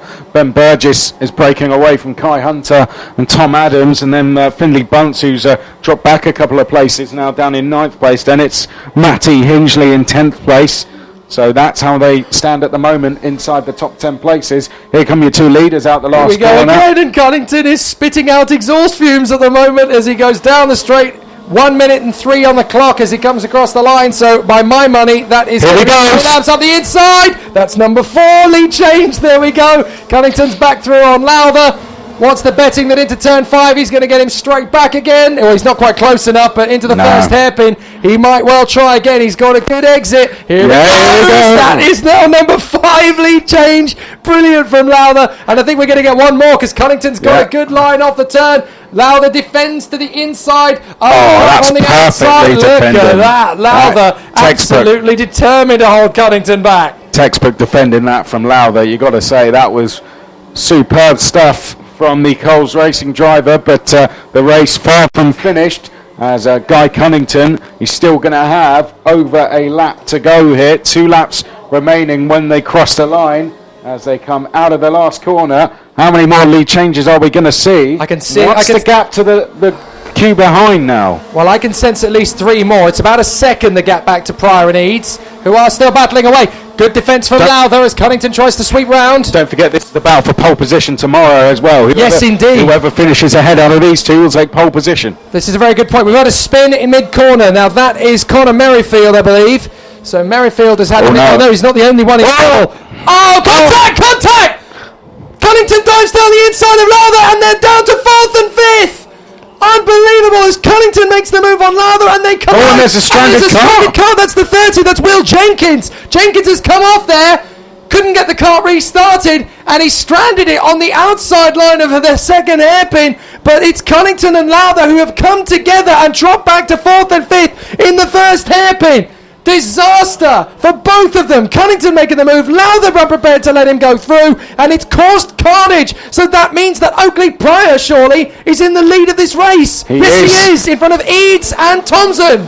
Yep. Those 3 then clear from Lowther and Cunnington, who will proceed to battle once again. But who is going to take the lead of the race and the win? Oakley Pryor, 21st, let's not forget, in his opening heat. So this exactly what Oakley Pryor needed. Alex Eads, 5th place in a second, could put him even on the front row perhaps as they head through the first hairpin. Lowther and Cunnington are sliding as they battle away, and they've got pressure from the 5th, 13th there of Ben Burgess. Lowther and Cunnington again come together in the second hairpin and again get away with it. Lowther incensed at Cunnington. Cunnington shaking his fist at Lowther. This is going to be an incredible rivalry this year. This is Hamilton versus Rosberg magnified. Incredible with these two, but it's going to be a victory for Oakley Pryor as they come out of the final few corners. Drama, controversy, and an amazing rivalry is born. And Oakley Pryor takes the victory. Eads is second from Thompson.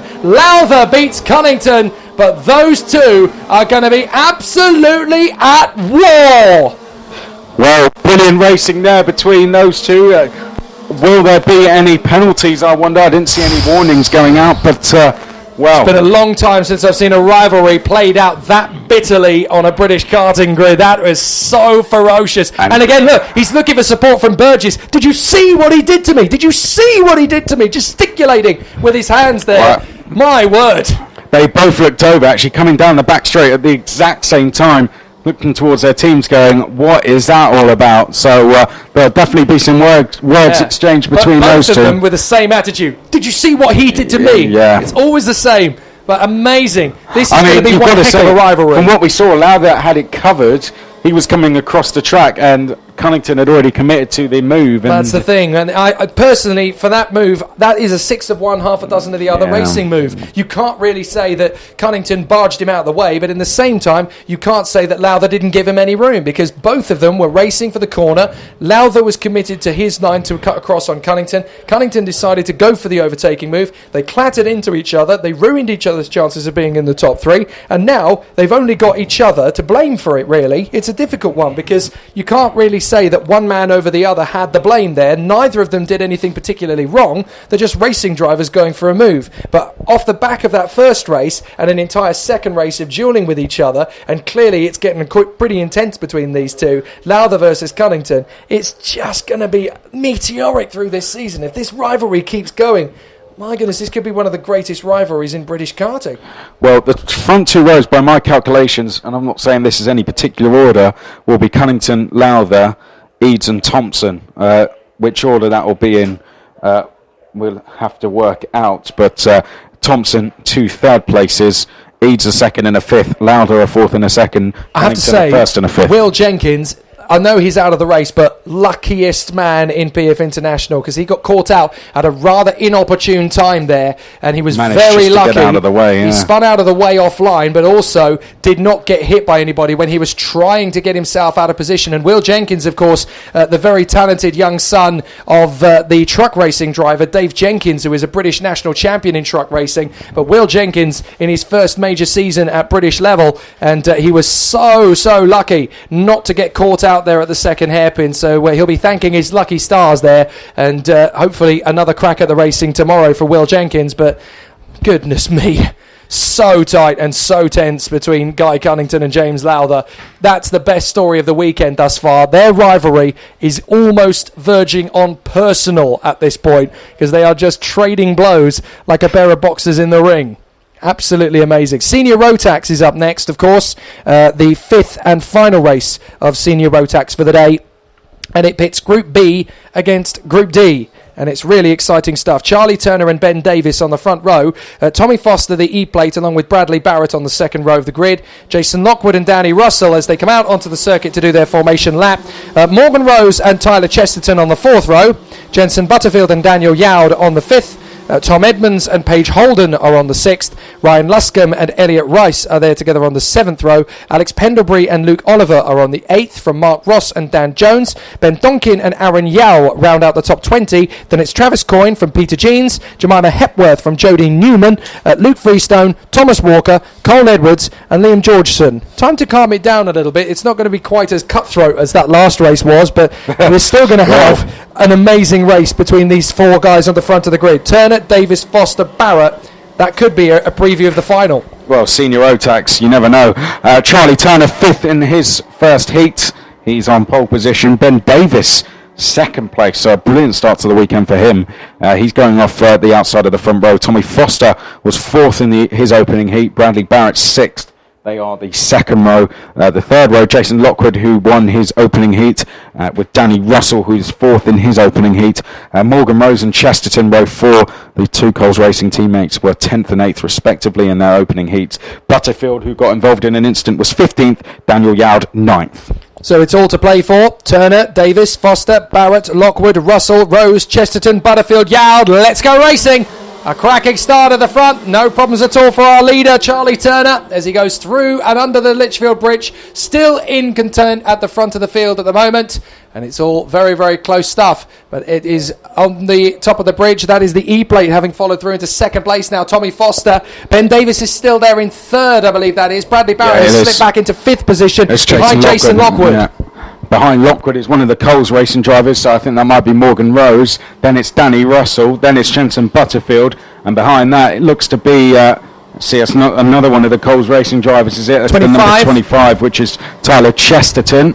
And then it's Tom Edmonds. So that's how they are at the moment as they head down through Bobby Game Corner in the Mike Wilson complex. Just over 7 minutes to go, yet to complete the first lap, of course, and the field nicely bunched together at the moment as Charlie Turner leads us out of the last corner. Much better race start from Tyler Chesterton. That will give him bags full of confidence for the rest of the day, because he wanted to be top 10, and he has been on the pace top 10 for the entirety of the weekend, but that's a much better start as he battles away there with the likes of Russell Butterfield and Tom Edmonds in the top 10. How about these three breaking clear, though? Turner, Foster, Davis, and Turner looks like he could get a good run. Davis looks like he's got a better run than both of them as they charge down to the first hairpin. Watch Danny Russell, and also, simultaneous overtaking there. That was Bradley Barrett going through the 4th place past Lockwood, and Russell going through the 6th place past Morgan Rose, and a change of lead. Tommy Foster hits the front, going past Charlie Turner. Ben Davis almost got through, but slots back into 3rd place. So Foster it is then who leads the way.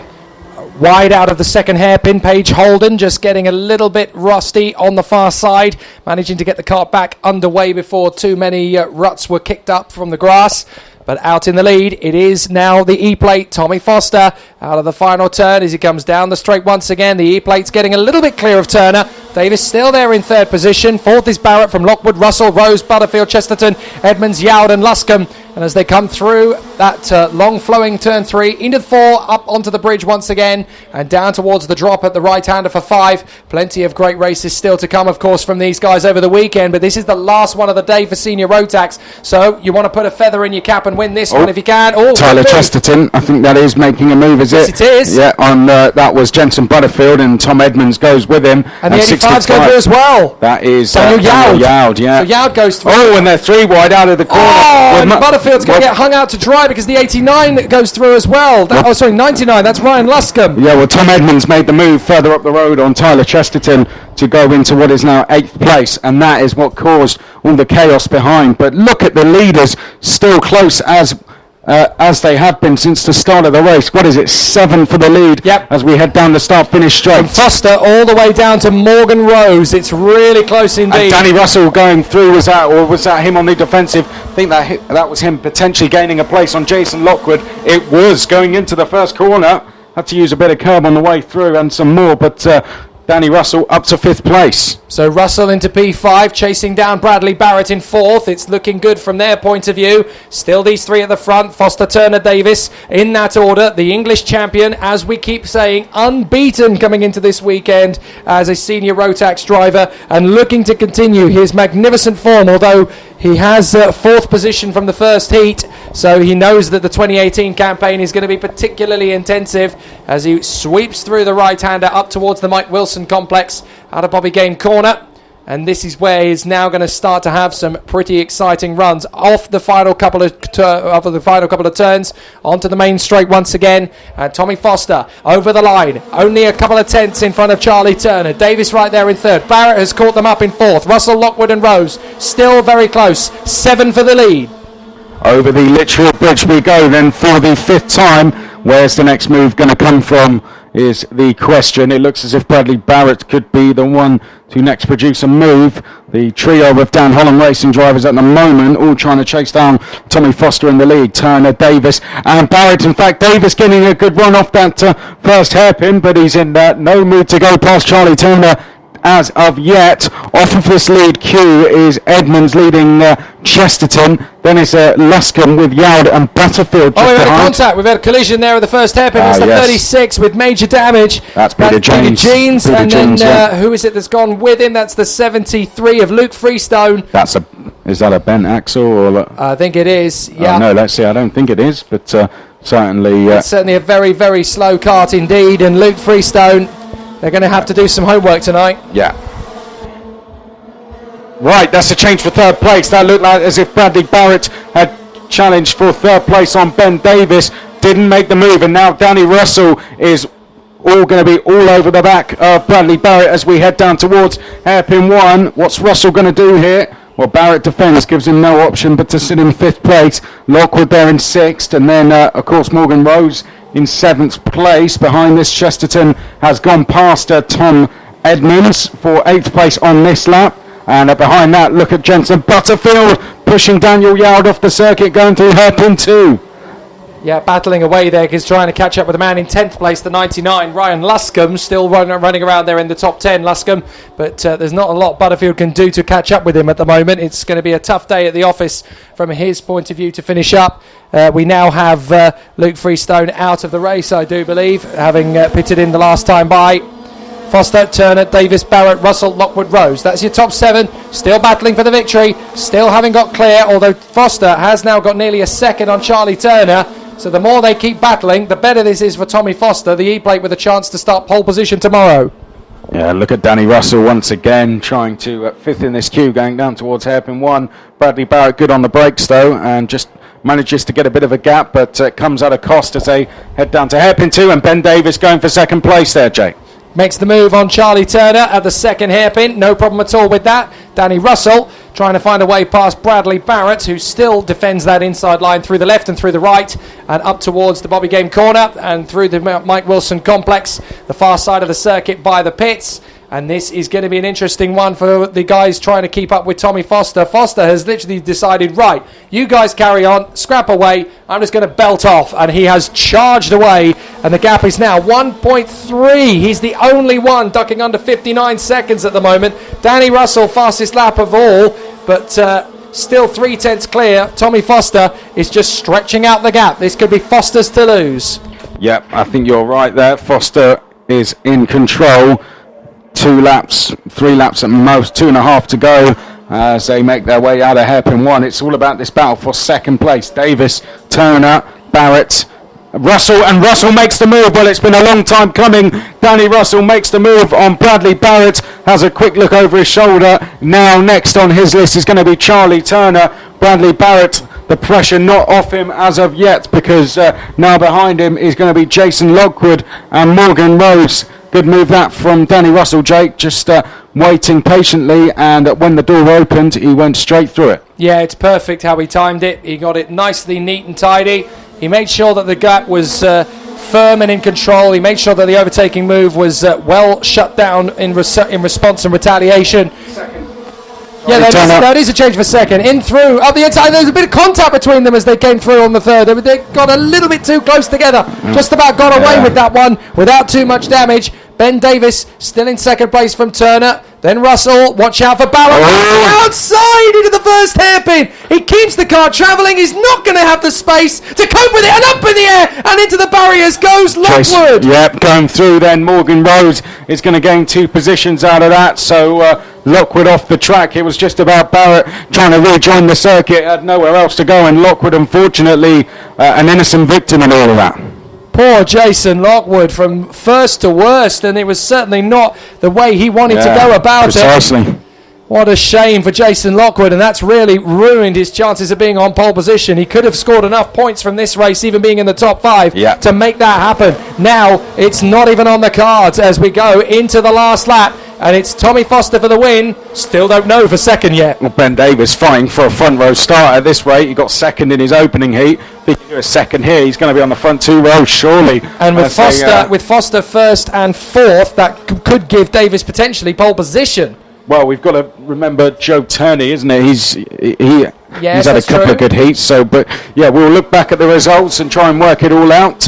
Of course, the system does that for us. But look at this as they come out of the 2nd hairpin. Edmonds just trying to get a run on Chesterton. In fact, Turney did he have a penalty in one of the heats? He did have a penalty in one of them, so this is the best chance he's going to get. 74 has been run down there, further back down the order as well. Aaron Yao not having the greatest of laps, but out of the final chicane, Tommy Foster, the English champion, cleans up, and down the straight, it is a victorious moment for Foster.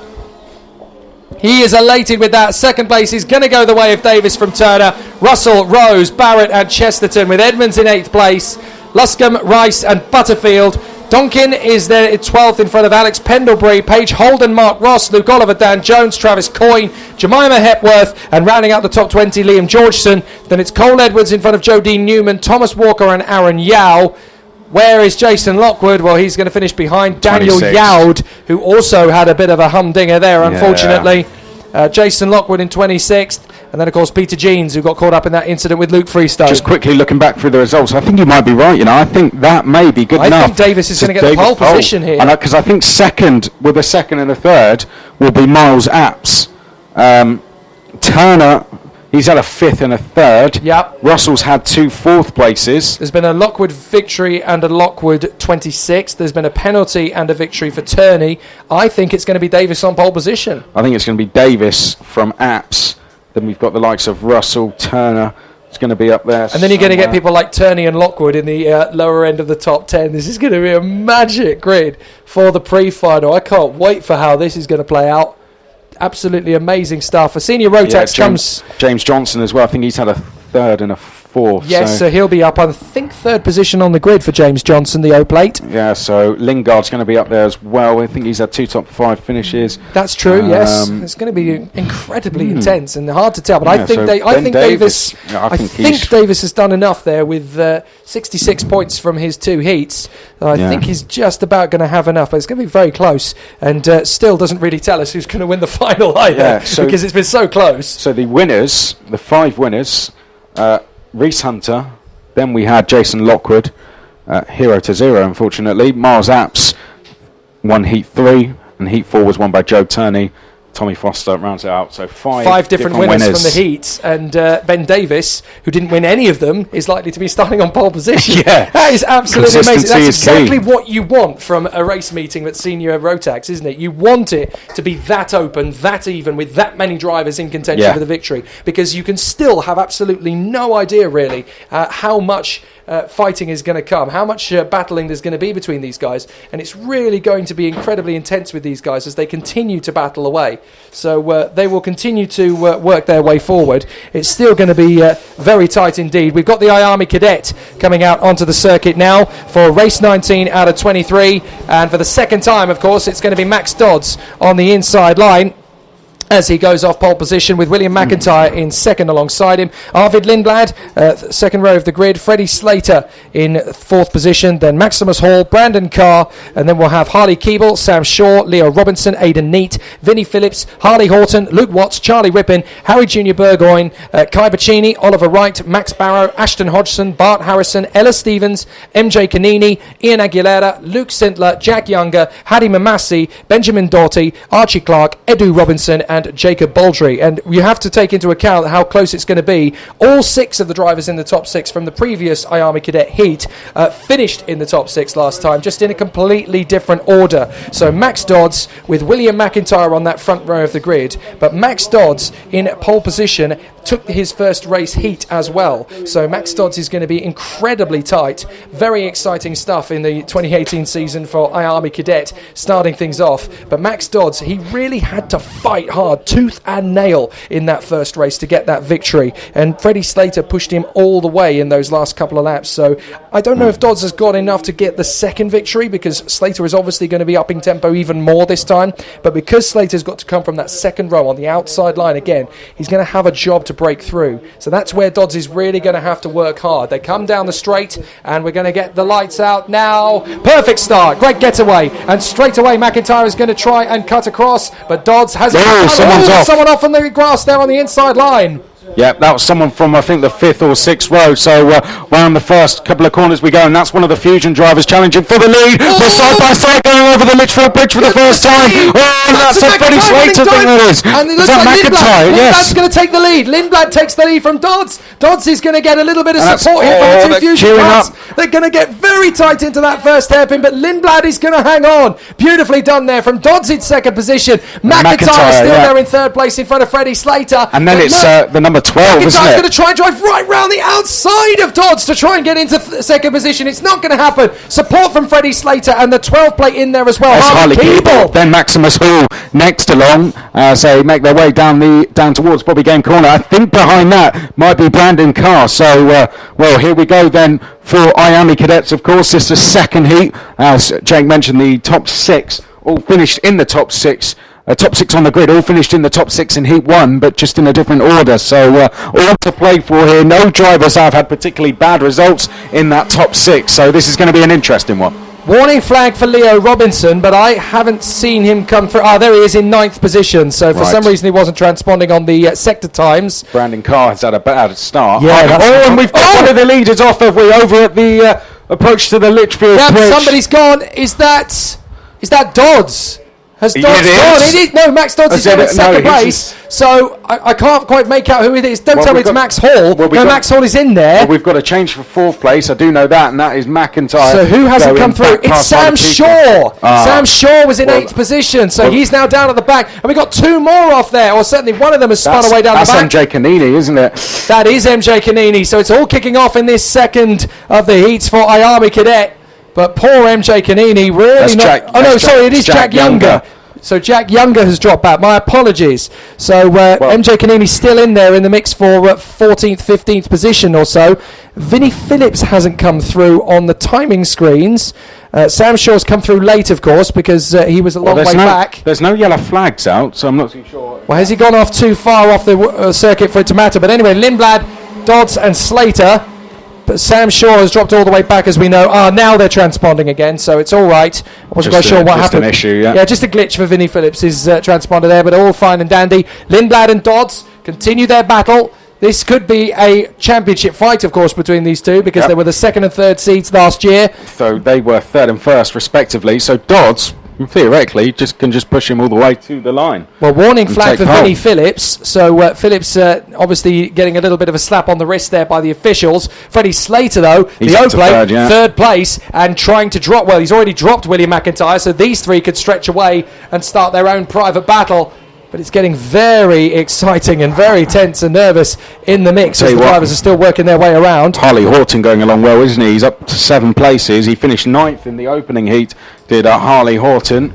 And going along very well at the moment. It's gained 7 places. So too is Luke Watts. But MJ Canini's gained the most, isn't he? So 9 places up, MJ Canini. He's the hard charger at the moment as they come off the turn and down the straight once again. Lindblad, Dodds and Slater still charging away. McIntyre, Horton, Keeble, Watts, Hall, Phillips and Aidan Neat in the top 10. Then Leo Robinson from Brandon Carr, Ashton Hodgson, Bart Harrison, Oliver Wright, Charlie Rippin, MJ Canini, Max Barrow, Kai Bacchini, and rounding out the top 20 is the Canadian Hattie Mamassi. Harley Horton, another driver that's improved massively over the winter, 21st in the championship last year, with his best round being the last round, and he's just come on leaps and bounds since then, and now he's battling with all the seeded drivers from last year in Lindblad, Dodds, Slater and McIntyre for the lead of a race. Brilliant stuff. Harley Keeble, you've gone in 6th, having just gone past Luke Watts. In fact, Luke Watts having lost a place to Maximus Hall on this lap as well. Now he's got Neat, Robinson, Phillips to the inside of him there. I think that was Leo Robinson, was it, trying to go past? So they're all queuing up at that part of the track at the moment. Warning flag out for the number 33, which is Jacob Baldry. A lot of position changes on that last lap, but no changes in terms of the lead as Arvid Lindblad leads us on to lap number 5. Warning flag for Jacob Baldry the last time by the 33. We're not sure what that was for, but clearly an incident that needed to be looked at there. We're starting to get quite dark here. There was early before the weekend threats of rain. I hope we don't get any towards the latter stages of the weekend, but there's some good charges through. Lindblad, Slater and Dodds battling for the victory. McIntyre there in 4th. Then it's Horton, Keeble, Hall, Robinson, Watts, Neat, Carr, Phillips, Hodgson, Wright, Harrison and Canini. And we've got an amazing battle for 3rd position. Is this finally going to be McIntyre on the inside of Max Dodds? Slater having got through. Dodds is going to get run wide and down to 5th position now behind Harley Horton. So Horton through into 4th position. But out in front, Lindblad has managed to make the break. Now, how did Max Dodds let that one slip away? Because he had a bit of a torrid time on the last lap. And, the O-plate, Freddie Slater, giving a warning flag. So clearly his move on Max Dodds not impressing the officials. Yeah, either that or maybe something to do with track limits, not too sure, but you'd expect that's what it would be, as he is now going to try and lead the charge up onto the top 2, or is that, in fact, William McIntyre in 3rd, isn't it? It could well be McIntyre now. So perhaps it was Slater that had made a move on one of his teammates, who knows, but Slater, 0.8 of a second back from Arvid Lindblad, as we now have just over 2 minutes plus a lap to go. Fastest lap has just gone to Aidan Neat down in 9th place. He's right behind his teammate Leo Robinson. You'd expect that position to change with Aidan Neat quickest, and he already has done that move as they come off the bridge. That is Aidan Neat now ahead of Leo Robinson. British Touring Car alumni son there, Aidan Neate, as he continues his progression through the cadet world. And this is a much stronger race indeed from Aidan Neate as he tries to close in on Leo Robinson. He's looking much more the feisty young racer we know him to be this time. He's got a much better run of it. Just looking through the order, there's a few more drivers making up places. We've had a couple of passing moves from Hadi Mamasi to continue up in the top 20. Behind them, we've got Burgoyne Jr., Aguilera, then Ben Doughty, Ella Stevens, Edu Robinson. Archie Clark's coming up a couple of places as well. Sam Shaw, he's really struggling after his earlier off. Then Luke Sintler, Jacob Baldry and Jack Younger still trying to stay in touch. Fastest of all in the second sector, Max Dodds. He has not given up. If anything, this is the beginning of his retaliation. Across the line we go then, and as you said, Max Dodds not giving up whatsoever. He is now putting the pressure on Harley Horton. Harley Horton surely is going to have to make a move on William McIntyre, otherwise he is going to drop backwards here. Vinnie Phillips, fastest lap of the race that time as he goes through in there. That's a very quick time, isn't it? That is very fast. 107.87 from Phillips. He must have got the mother of all drafts down the back straight. Change of fourth. Max Dodds has made that move on Harley Horton and has gone into fourth place. Well, one of the Fusions has been given a warning. That is Ian Aguilera, the Mexican, unfortunately. So things have got a little bit tight and tough for him there. But Arvid Lindblad is not going to lose this victory at this rate. He's got a gap of 0.8 of a second over Freddie Slater. What's going to count, though, is that Max Dodds, having got past Harley Horton into fourth position, may get a chance to come into the top three. And that's going to be an important one, because with Lindblad having finished third last time out, if Dodds can get himself into third, then they will both have got a first and a third. Slater being second in both would put Slater, I think, on pole position. Well, it would go to, they'd score the same amount of points, but yesterday in qualifying, Lindblad was the qualified ahead of the two. So I think Lindblad would get it perhaps, but it's going to be so close. It's going to come right down to the wire. They'd have the same amount of points. All three of them would have the same amount of points if Dodds can get through and into third place. So then that would mean it would go to Dodds because he was ahead in qualifying. Yeah, absolutely. So Dodds needs to get into third position to start pole position for tomorrow, and he knows that. We're on the last lap, and the checkered flag is being prepared. McIntyre, quick look over his shoulder. He knows that Dodds he's going for the move on. And here comes Dodds. Dodds is going to get through as well. That's going to happen Slater, but Dodds is not going to finish the move. Slater is going to hang on to third position, so Dodds couldn't quite make that move stick. We've got a Harley Keeble. That's Harley Keeble leading Hall, Neate, Robinson, Phillips and the rest of the field. Magnificent. It's going to be a victory for the man out front, though.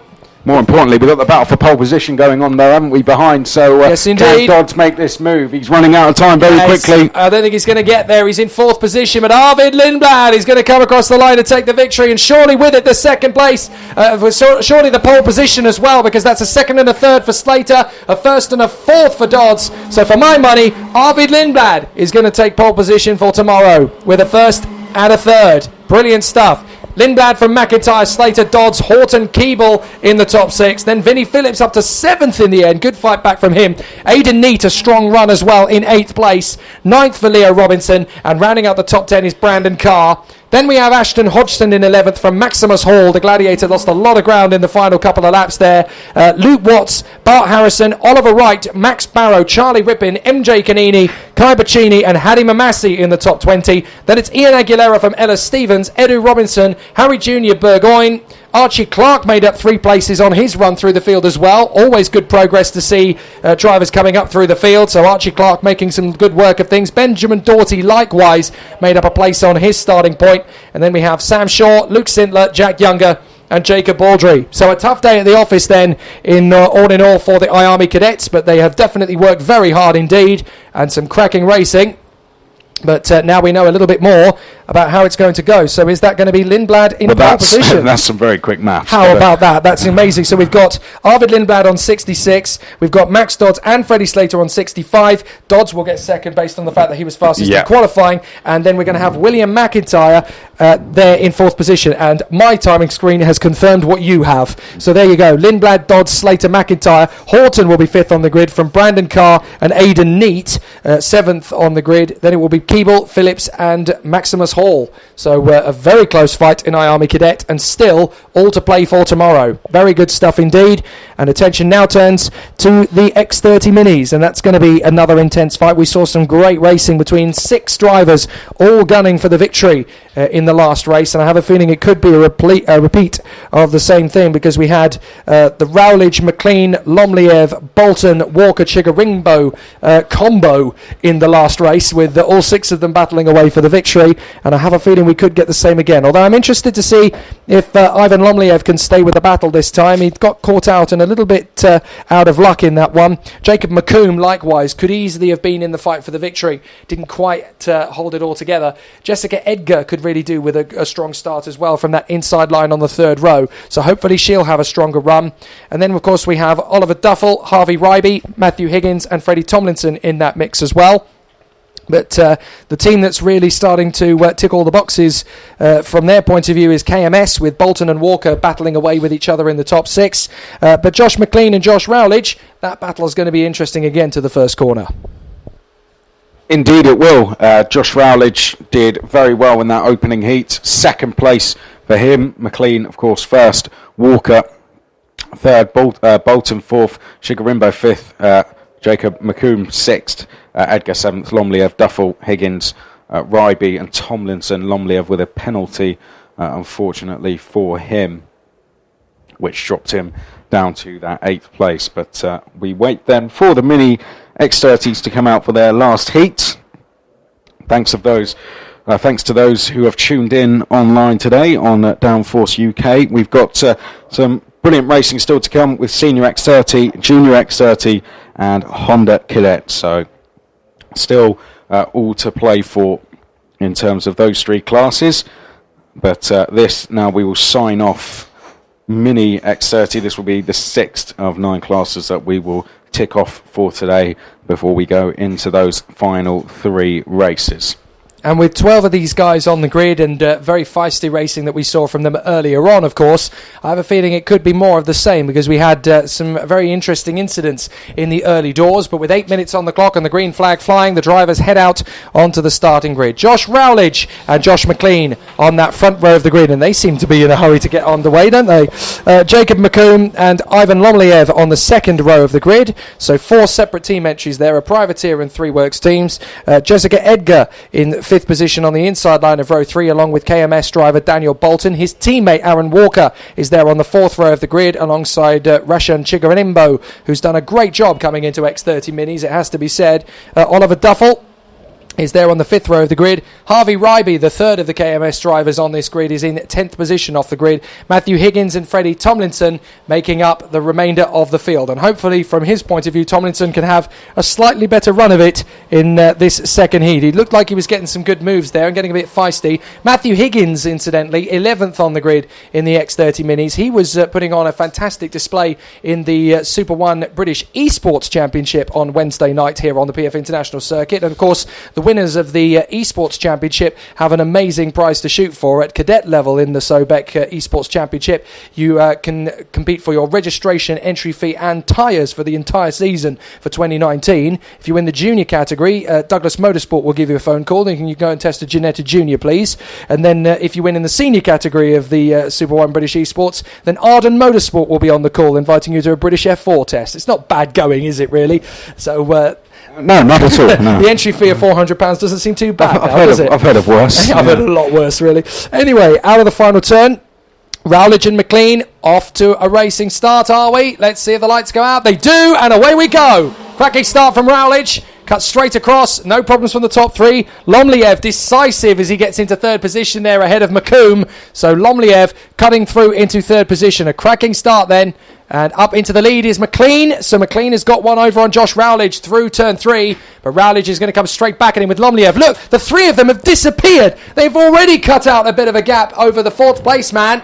Yeah, so, but 4th place woman, I should say. That looks like Jessica Edgar in 4th place. No, it's not. No, Edgar has fallen back a little bit. Edgar is right at the back of the field, actually. Oh dear, 11th position for Edgar. Yeah, so that is the number 84. That is it's Daniel Bolton. That's into 4th place. Bolton's in 4th position and chasing the leaders. Daniel Bolton has suddenly gone out of the blocks like a bolt of lightning and charging after them into the Mike Wilson complex. Yeah, he's going along very well, isn't he, Daniel Bolton? Bolton, 4th place for him. Rashan Chigarimbo 6th. McComb, of course, next along, and just was very unlucky towards the latter stages, as you may have picked up on there at the opening heat. So let's see what he can do, perhaps with a nerve slightly less on this one.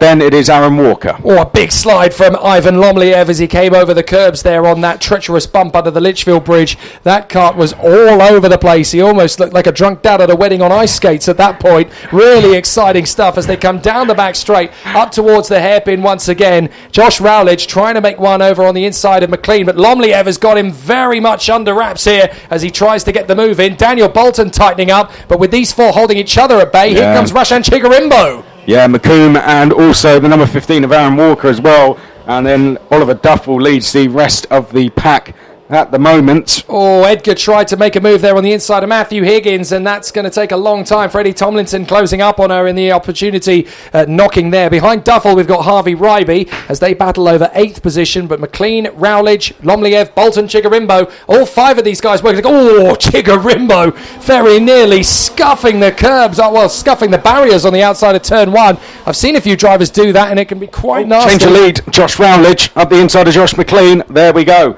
Change of lead for Rowledge, and a change for second as well. That's Ivan Lomliev now up to second place. And Bolton was under a lot of pressure in 4th and may lose that 4th. Down at the first hairpin, and another change of lead. Chigarimbo up to 4th. But more importantly, Ivan Lomliev has taken the lead away from Josh Rowledge, who drops to 3rd place. And here comes McLean for yet another change of lead, perhaps. Lomliev just about hangs on to it, but that has opened the door for Rowledge to get one over on McLean. McLean gets the drag, though, and he's able to charge away. But how about that? 3 different leaders in the space of one sector. Absolutely amazing. The lap started with McLean in front. Rowledge got him into turn 3. At the end of the first hairpin, though, it was Ivan Lomliev, the Coles Racing driver, who has really started to come into his own in the 2018 season. Lomliev now leading the way, and he's a fantastic young ambassador for the world of British karting, isn't he? Lomliev is a lovely, lovely young chap, and works like a dog. He really, really pushes up. Change of lead. Is he going to lose 3rd position now because he's going to get... Oh, they're queuing up on the inside. McLean's through. Rowledge is through. Chigarimbo's through as well into 3rd position. This is definitely Chigarimbo's best race that he has ever done at Super 1 Series level. And here he goes into second place. Second position. Here he goes. Can he go for the lead on Lomliev? Well, no, it's McLean in the lead. Out of it. It's McLean now in the lead. Lomliev is down to 4th place,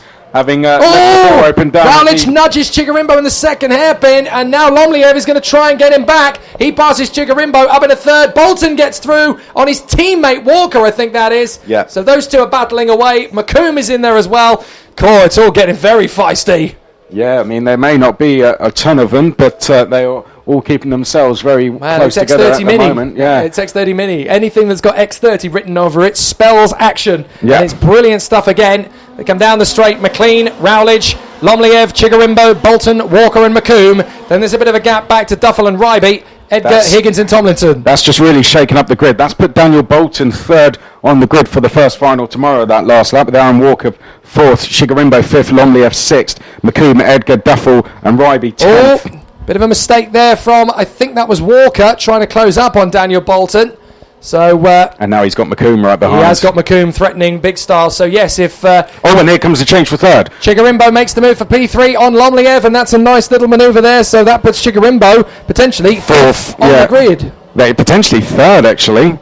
If he continues it, that's very true. Yes, good point. That'll be 3rd on the grid when they come across the line. So this is really close, isn't it? It's good to have the system where we can see the positions updating every lap. We didn't use it for a couple of races. That's just we should now for the rest of the day anyway, as it gets into the business end. We thought we'd go old school and not out of choice. We just decided for some reason not to pay any attention to it. But Rowledge looks hungry on the back of McLean. Is he going to make the move for the inside? No, they're going to try and stretch away from the rest of the field. Chigarimbo, meanwhile, having to defend from Lomliev, and that's giving Daniel Bolton a real chance to close back up. Walker is in there as well. Confirmation, Chigarimbo now 3rd on the grid for the final one. He's going to absolutely lap this up if he gets his chance. Rowledge trying to stretch away. I have to say, Chigarimbo has by far and away been the stellar, outstanding driver in this class so far. We saw him towards the tail end of last year in his cadet initiation, really starting to make a bit of a numbers up. He wasn't there just to get things home to the finish. He was really starting to kick on and put off some good overtaking moves.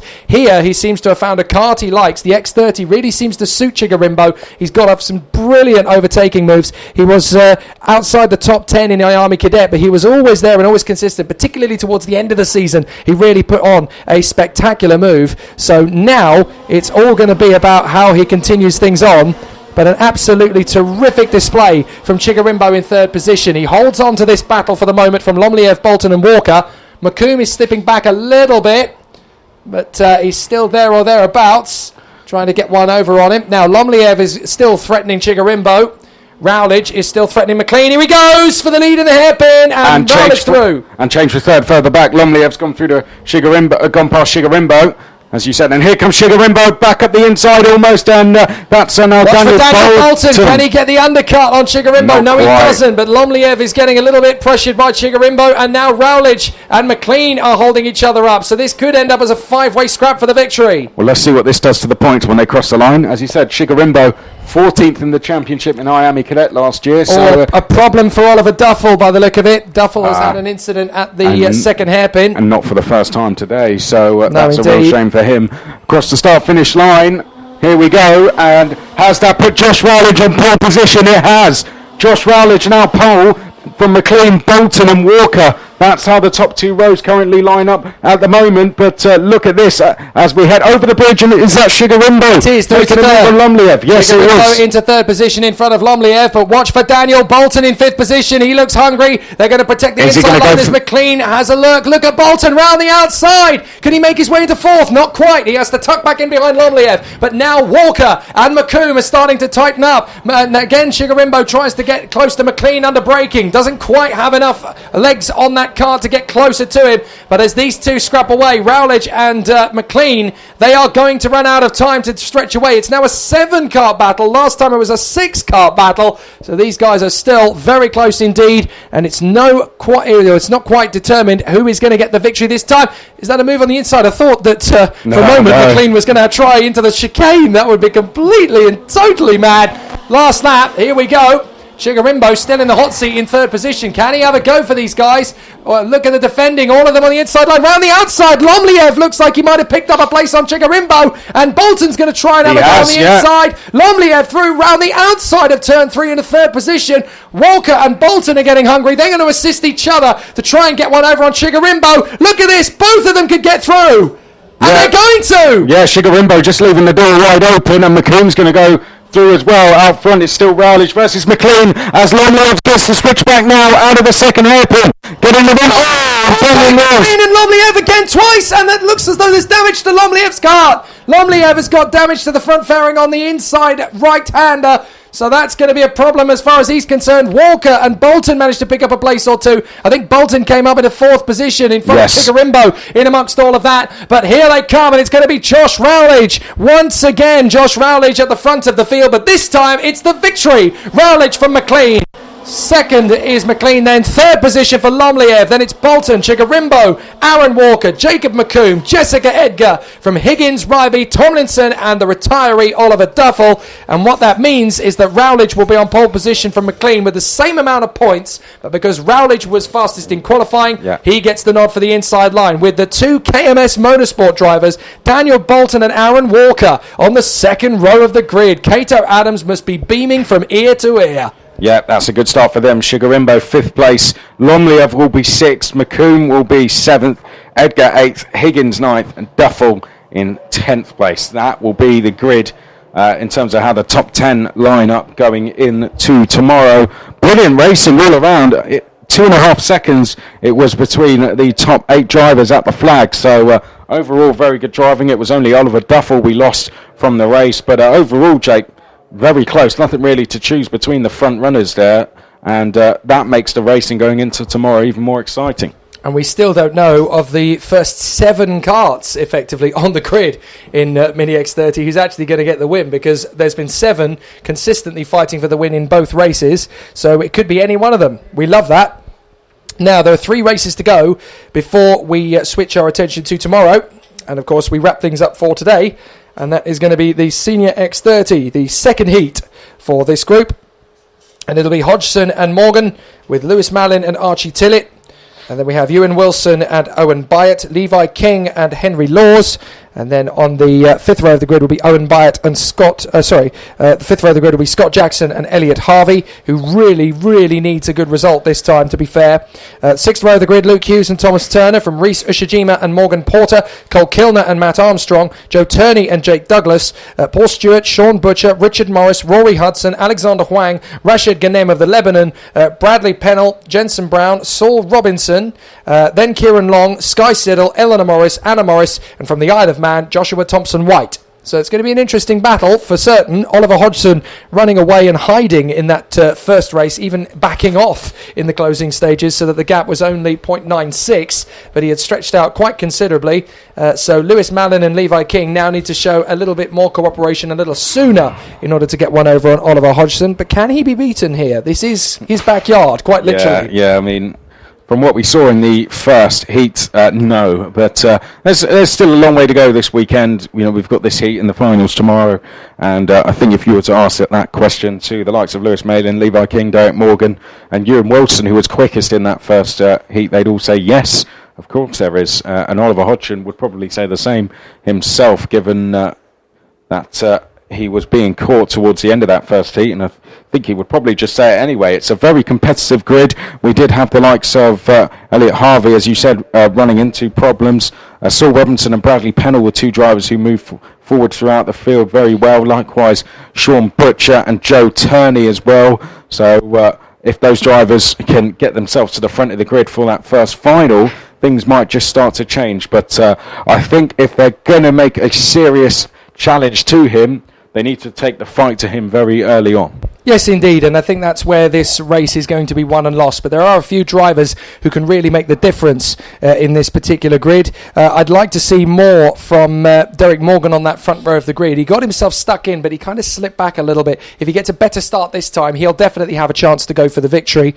Archie Tillett is one who probably was hoping for a much better race than that. He came through in the first race to finish 7th from 4th on the grid, and he definitely had the consistency and the ability to be up there in the top 3. For whatever reason, it just sort of fell apart at the seams. One man in particular who has got to be going for a good result, though, is Elliot Harvey. He really needs something from this race, and likewise Henry Laws, two drivers within that top 10. Laws in particular, I think, has a good chance here. Yeah, Laws 14th, Harvey 18th in that first one, so perhaps we haven't seen the best of them yet, particularly Harvey, who came off. I'm not too sure what happened to Henry Laws, but the senior X30 drivers now coming out onto the circuits. There are 32 of them with us this weekend as we gear up then for the second heat. So Oliver Hodgson, who won the first heat, is going to go off pole position. Derek Morgan, 4th in heat 1, goes off the outside of the front row. Lewis Mallin was 2nd in the first heat. He's on road 2 with Archie Tillett, who is 7th. Ewan Wilson, 5th in heat 1, 5th on the grid. Owen Byatt, 9th in heat 1, 6th on the grid. Levi King was 3rd, very impressive in the opening heat. He is on the inside of row 4. Henry Laws, 14th, has work to do from the outside of row 4. Scott Jackson, 10th in the opening heat. Elliot Harvey, 18th, needs a good result. Joe Turney, watch out for him. He moved forward well. He's on the inside of row 9, finished 6th. And Thomas Turner didn't do too badly either. He finished 8th from the outside of row 6. Drivers getting ready to go. Jake, here we go then. Senior X30, this their second heat of the day. Hodgson, Morgan, Mallin, Tillett, Wilson, Byatt, King, Laws, Jackson and Harvey in the top 10 with a very large quantity of talent on this grid. But can Oliver Hodgson run away and sprint ahead in front of everybody else as he did before? This is his backyard. He wants to dominate it as he did in race 1. Let's see how he goes. But he's going to have a challenge from Derek Morgan. Morgan's got a much better start than this time. Full start. Okay, so that's going to be round again. And a real shame, actually, because it looked to me as though Morgan got a much better start on that side of the grid than previously. Now, was that due to someone who we've just had come out the pits? Potentially, I suppose. Yeah, well, we certainly had someone going very slowly. I wonder if that was Jensen Brown. It was one of the Dan Holland racing drivers out the pits slowly, I think. Okay, so we'll... Oh, is that Elliot Harvey again? No. That is the 15. That is Jensen Brown. So Jensen Brown had a few difficulties there on that lap and was, I think he had a bit of an issue on that lap. So he's now going to put himself back into his grid position. So that wasn't him coming out the pits. That was him I think he's spun coming out of the final turn, you know. Oh, right. So, or certainly with only a couple of turns to go, I wonder if he had a similar incident to the one we saw earlier on, where he just got jostled into position and he got spat out. So that would be an interesting one. But Hodgson to the inside line. What's going to be crucial about how open this race is going to be is the drivers on the outside line, led by Derek Morgan, Archie Tillett and Owen Byatt, just how strong they can be over the line. If they're able to get that long charge down the main straight and then cut across to that inside line, that's where this race is going to be won and lost, because you've got that left-right flat on the throttle. If you can be just on the right side of that as the momentum builds, then you've got a chance. Morgan there alongside Hodgson. It's a better start this time for the inside line, though, and Morgan has not had the best of getaways. He tucks into third place, so that's not bad, but he'll want to get into second as quick as possible. This time everybody clean through and up towards the Litfield Bridge. So they go through the turn 3, all through 4, over the bridge, down the drop to 5. No major catastrophes in the first lap, although there are a couple of moves through the field, but it's Hodgson leading, Lewis Malin in second in front of Morgan. Yeah, 4th place looks to be Ewan Wilson. Then it's a gap back to King in 5th place. Tillett is next along in 6th place. Byatt is in 7th place. Much better start from Harvey. He's trying to battle for 8th place with Henry Laws. And then it's the number 18 of Scott Jackson as we see a move there into the chicane. I think that was Henry Laws making a place on Archie Tillett, perhaps, as the leaders already making their way through the complex, as Oliver Hodgson, look at this, already threatening to break away out front here as we go across the line. The gap already slightly building. Lewis Malin's got to get on the attack very quickly. Well, this is Hodgson doing what Hodgson does, isn't it? Scott Jackson, the real problem maker in that one, is I got Scott Jackson confused there with Luke Hughes, who's actually come up to Jackson place. has lost about 4 places on the first lap, so not great from his point of view. A few drivers moving forward. Is that a battle for the lead as Malin closes right up on Hodgson? He got an excellent line out of 5. Further back, Thomas Turner's just made a move on one of the that's Henry Laws that he's just made a move on, and Jensen Brown's made the move on the 14 of Jake Douglas as well, so he comes up through the field. Yep, so Thomas Turner, that is into 10th place. Luke Hughes up to 9th, I believe. As we make our way now through the second half of this second lap. Going quick on this one, Ewan Wilson and Owen Byatt both going purple, but it's still Oliver Hodgson leading the way.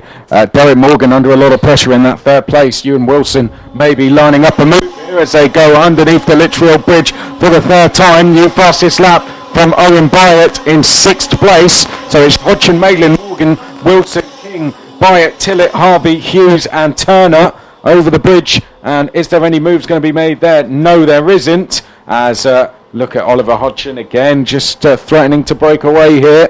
It's very close between the top 4. It looks as if, for now, the likes of Malin have the pace to... Oh, and a change to 3rd. We'll come back to what we were going to say. Wilson goes to 3rd. Yeah, Wilson into 3rd position. I was about to say before that move happened, the man who's going to dictate who wins this race may not necessarily win it, but I think the man who's going to dictate it is Lewis Malin. Yeah. It's all about how close he can get to Oliver Hodgson, whether he can make an early move to unsettle his rhythm, can he make a move to get himself into the lead. That will change the ebb and flow of the race. Whether he wins the race or not after that point is irrelevant, but it's all about Lewis Malin in 2nd place. He's got to stay with Hodgson, he's got to have that same sort of pace, and he's got to make sure that Hodgson does not disappear. Fortunately, there were 3 different drivers purple in the first sector. Tillett in the first, Byatt in the second, King in the 3rd. So Hodgson is not actually the fastest on the track right now. Watch Levi King in the 6th, 5th place. He's quickest on track at the moment, just behind the number 5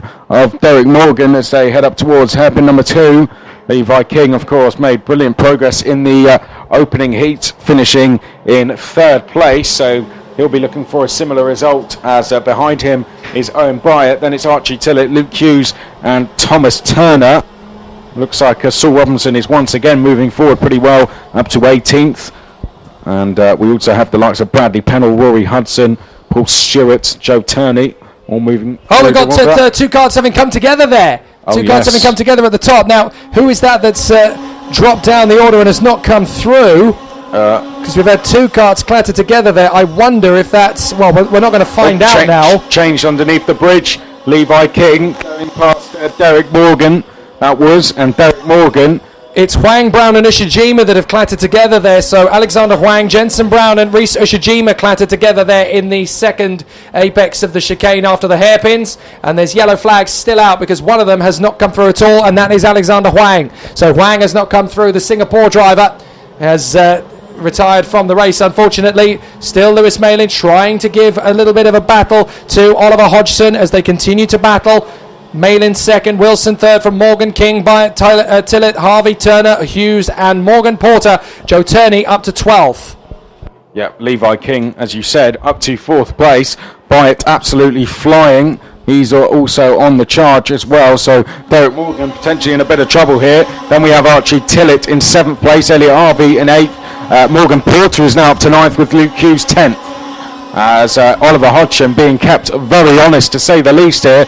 Lewis Malin doing a really good job at the moment, but can't quite get that extra little bit that he needs to challenge Oliver Hodgson. But he's keeping him very honest, which is a good sign from a neutral point of view. Absolutely. I mean, this is shadowing and hassling a man who basically lives around this place in Carter terms. And Byatt going past Derek Morgan there, happened to. Yeah, very nicely done on the exit as well to get that move finished off. But returning to Lewis Malin, hassling Oliver Hodgson. You know, that's no lean driver you're having a go at there to try and move up into that first position. He's a very tough competitor, is Oliver Hodgson. His knowledge of this place is exemplary, and if Lewis Malin can continue to keep up this sort of pace, he may just be able to crack down on Oliver Hodgson and start to give him some pressure. 0.3 of a second.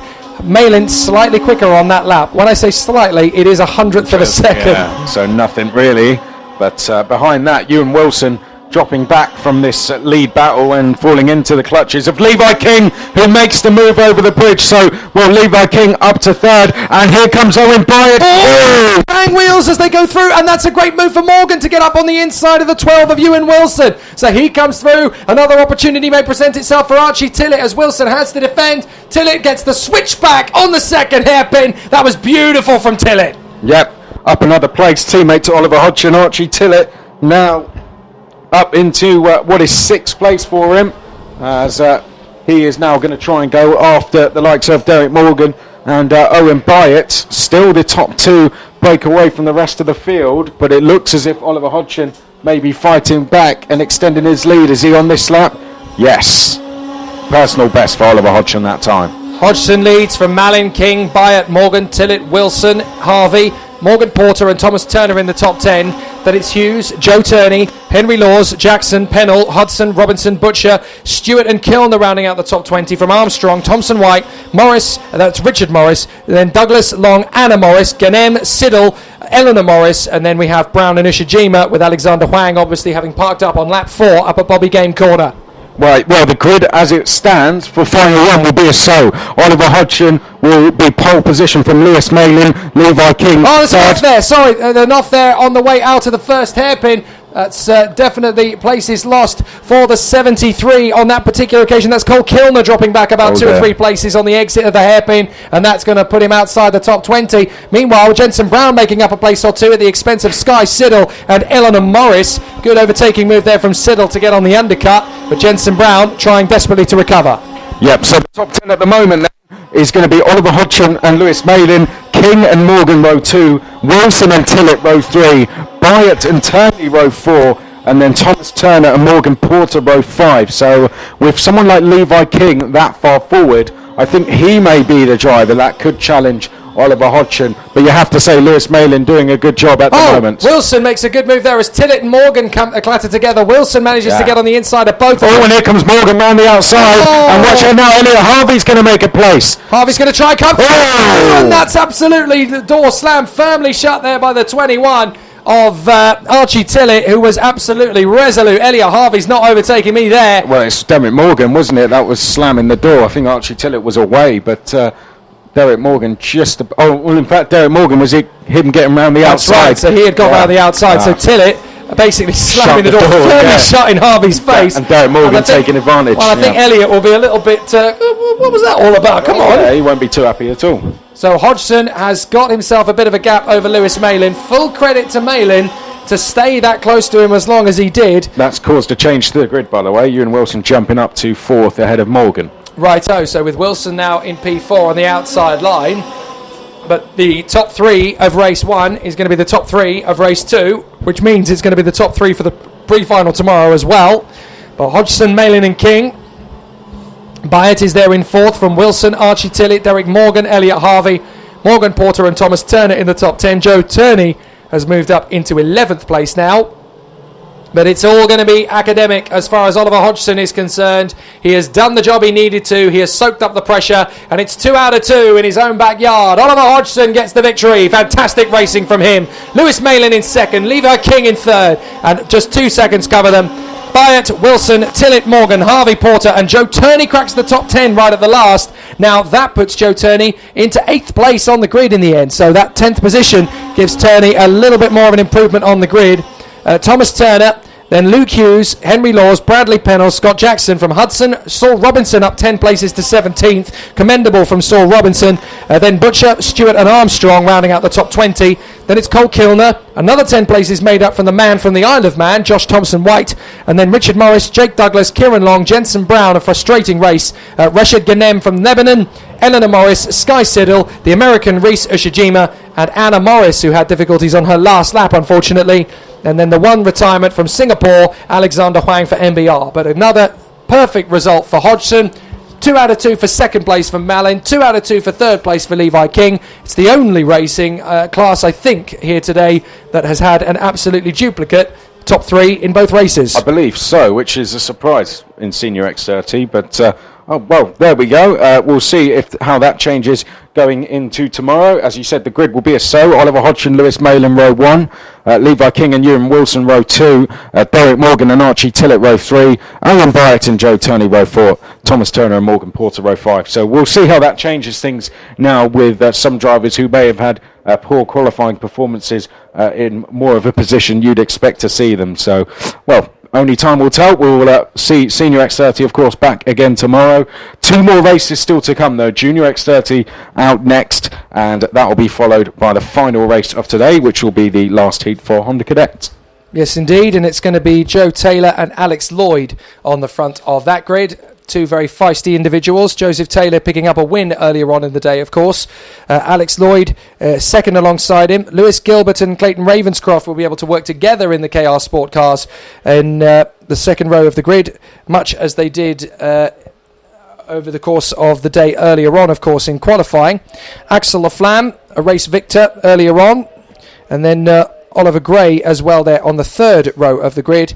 Caden McQueen and Oliver Behrman, Dragon Pinsent and Josh Rattican rounding out the top 10. Then Sam Heading, Alex Lade, Louis Short, Casper Stevenson, Alicia Barrett, Nelson King, Tom Mills, Alex Walker, Max Meir, Dylan Cooper, Douglas Bolger, Theo Edgerton, Matthew Hudson, Eduardo Cosseteng, Matthias Salonen of Finland and Aaron Walker. So just going through what happened in the previous heat, well, Alex Lloyd had himself a tough day at the office in the end, coming home in 11th position, which doesn't really tell you all of the story about his speed, because he certainly had what it takes to win the race. He just had superior difficulties out on turn 5. He got run out of road and had to spend the rest of the race fighting his way further forward. So exciting stuff. As things currently stand, it is going to be Reggie Dewey on pole position from Whitehead and Tom Edgar, the Northern Irishman. But this is the last race for Junior X30 before we get to qualifying. Before we get to the pre-final, tomorrow. And having had 2 races thus far, some of these guys have only had the one, of course. So, both of these guys have only had the one. My apologies. So that makes it particularly interesting for these guys, because they're going to have to work incredibly hard to get there at the front of the field. Yep, your likes of Reggie Dewey, Luke Whitehead, all they can do is watch on. But out front, as you said, Joseph Taylor, Alex Lloyd, Gilbert, Ravenscroft, Laflamme, Gray, McQueen, Berman, Pinsett and Rattican. Here we go, and it's a clean start straight away. Alex Lloyd is going to get some support from Clayton Ravenscroft to try and get through, but he's only 3rd position at the moment. Lewis Gilbert has gone through in a 2nd position off the lights, and as they go round turn 3 and up towards 4, Gilbert is slotted there in 2nd position. Ravenscroft has dropped down into 5th position. I think that's Laflamme who's gone through in a 4th. Yep, Laflamme is 4th place in as they come off the bridge, leading the way It's Joseph Taylor, and LaFlamme goes through the second. LaFlamme into second, and up the inside, Gilbert gets back on Lloyd. Ravenscroft through as well. So Lloyd is shunted back down to 5th position in front of the 4 of Dragan Pinson. Much better start from Pinson, by the way, up to 6th position. Then it's McQueen. Then Bierman, and then Ratican. What a start for this second. Oh, we've had several cars off the road there that time. So 15 has gone. 2 or 3 of them. So I think that was Dylan Cooper was definitely one of them who went. Let's see. Looks like Oliver Gray struggled in the opening section of this. Now, who else have we had struggle? That's Max Mear, Dylan Cooper, as you said, and Theo Edgerton. Yes. Yeah. So Mear, Cooper, and Edgerton on that one, and that was the ones that got held up. So Joseph Taylor leads the way through 3. LaFlamme, Gilbert, Ravenscroft, Lloyd, Pinsent, McQueen, Behrman, Radican, Louis Short, the Italian, in the top 10 as well. Then Sam Heading, Alex Lay, Oliver Gray, Nelson King, Alex Walker, then Mills, Stevenson, Barrett, Edgerton. Right, change for 3rd place. Clayton Ravenscroft going in on his teammate there. Goes past Lewis Gilbert. Going through to 4th place then is Alex Lloyd. So Gilbert now having to fend off Dragan Pinzet, as Dragan Pinzet is going to get passed by Caden McQueen. Oliver Bierman also makes a place as well as a Fusion driver. Sitting in behind all this is Josh Ratican. Then it's a gap back to Sam Heading, I think it is, next along, as they head through Bobby Game Corner for the second time. So as it stands, Joseph Taylor now pole position with Axel LaFlamme second, Dewey and Whitehead row 2. And I was wrong. The 3 drivers involved in that first lap incident out of the second hairpin were Max Mear, Dylan Cooper, and Matthew Hudson. So it was Hudson who got involved in that. He's now down in 25th position as a result of all of that. Taylor still leading. LaFlamme is there in 2nd place, and right there in 2nd place. There was a gap between them last time, but LaFlamme has made up the 0.4 of a second deficit he had, and he's got a good exit off surely the he's going to go for the lead. Surely going to go for the win on the inside line here, up the inside. There's nothing Taylor can do about that, but the door is left open for for Ravenscroft to get through. So Ravenscroft is through into 2nd place. Now he's going to go for the lead. Ravenscroft dives in the hairpin. Beautifully done. Taylor could get the move on LaFlamme as well, but not if Axel's got anything to say about it. Behind this, Caden McQueen's going to go into 5th place. That's the second time he's had to make that move in the space of 3 corners, but Caden McQueen now up into 5th place.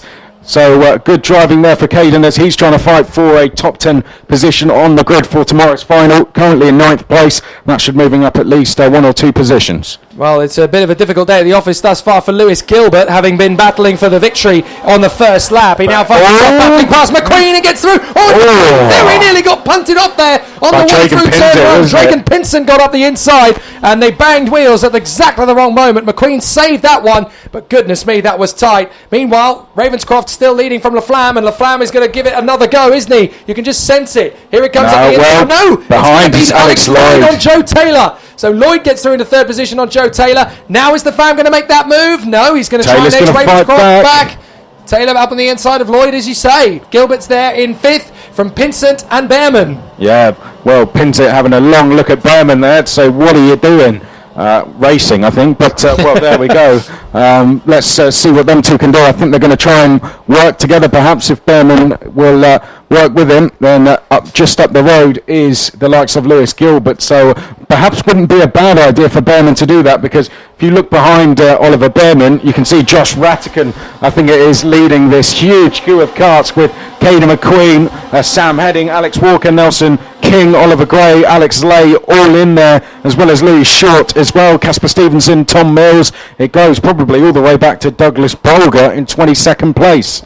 So down the run to the first hairpin. This time LaFlamme looks like he might go through, but Lloyd decides to repeat the move on Joe Taylor, and for 5th place, Pinson. Pinson, yeah, and behind that, Oliver Gray, or is that Sam Heading and Oliver Gray, both trying to go past McQueen. Yep, and further up the road, Lewis Gilbert's going to go back into 5th place. So that was Sam Heading and the number 12 of Alex Walker going up into 9th and 10th positions there. Well, McQueen got away with that one as he continues to battle away with the likes of Oliver Gray and Sam Heading. Gray is making up places big time at the moment as he fights his way back into the top 10, having dropped 7 places off the start. So here is your leaders again, Ravenscroft and LaFlamme. LaFlamme is being very intelligent here, actually, trying to get away from the pack. If he stays where he is, he's pole position. So all he needs to do is push Ravenscroft to the flag, essentially. Okay. He won't know that, but he may get an indication actually from the team. If anybody just puts up the index finger to him, that'll be all the indication he needs.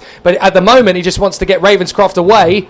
That's Josh Ratigan, is it? Further back trying to make a move or defending it is. From Lewis Gilbert. So Ratigan there in the top 6 with Lewis Gilbert down in 7th. It's not been the best of races from his point of view. Oh my word. Alex Walker behind, trying to make a move on Sam Heading, and Alex Walker going past. Move completed. Oliver Gray is 9th. closing in the Thule cart as they continue to charge forward. So, trio of Thule Motorsport drivers there fighting. Indeed. So a tough battle on the far side of the circuit. Through Bobby Game Corner have come the midfielders. So at the Mike Wilson complex, we still have Ravenscroft in front of... no, wait a minute. And Laflamme's leading. Ravenscroft is down in 4th. Yeah, Laflamme now leading. So Laflamme is now leading the way. That definitely guarantees pole position. But now Alex Lloyd is giving him the hurry up. Joe Taylor there in 3rd position. Ravenscroft down to 4th.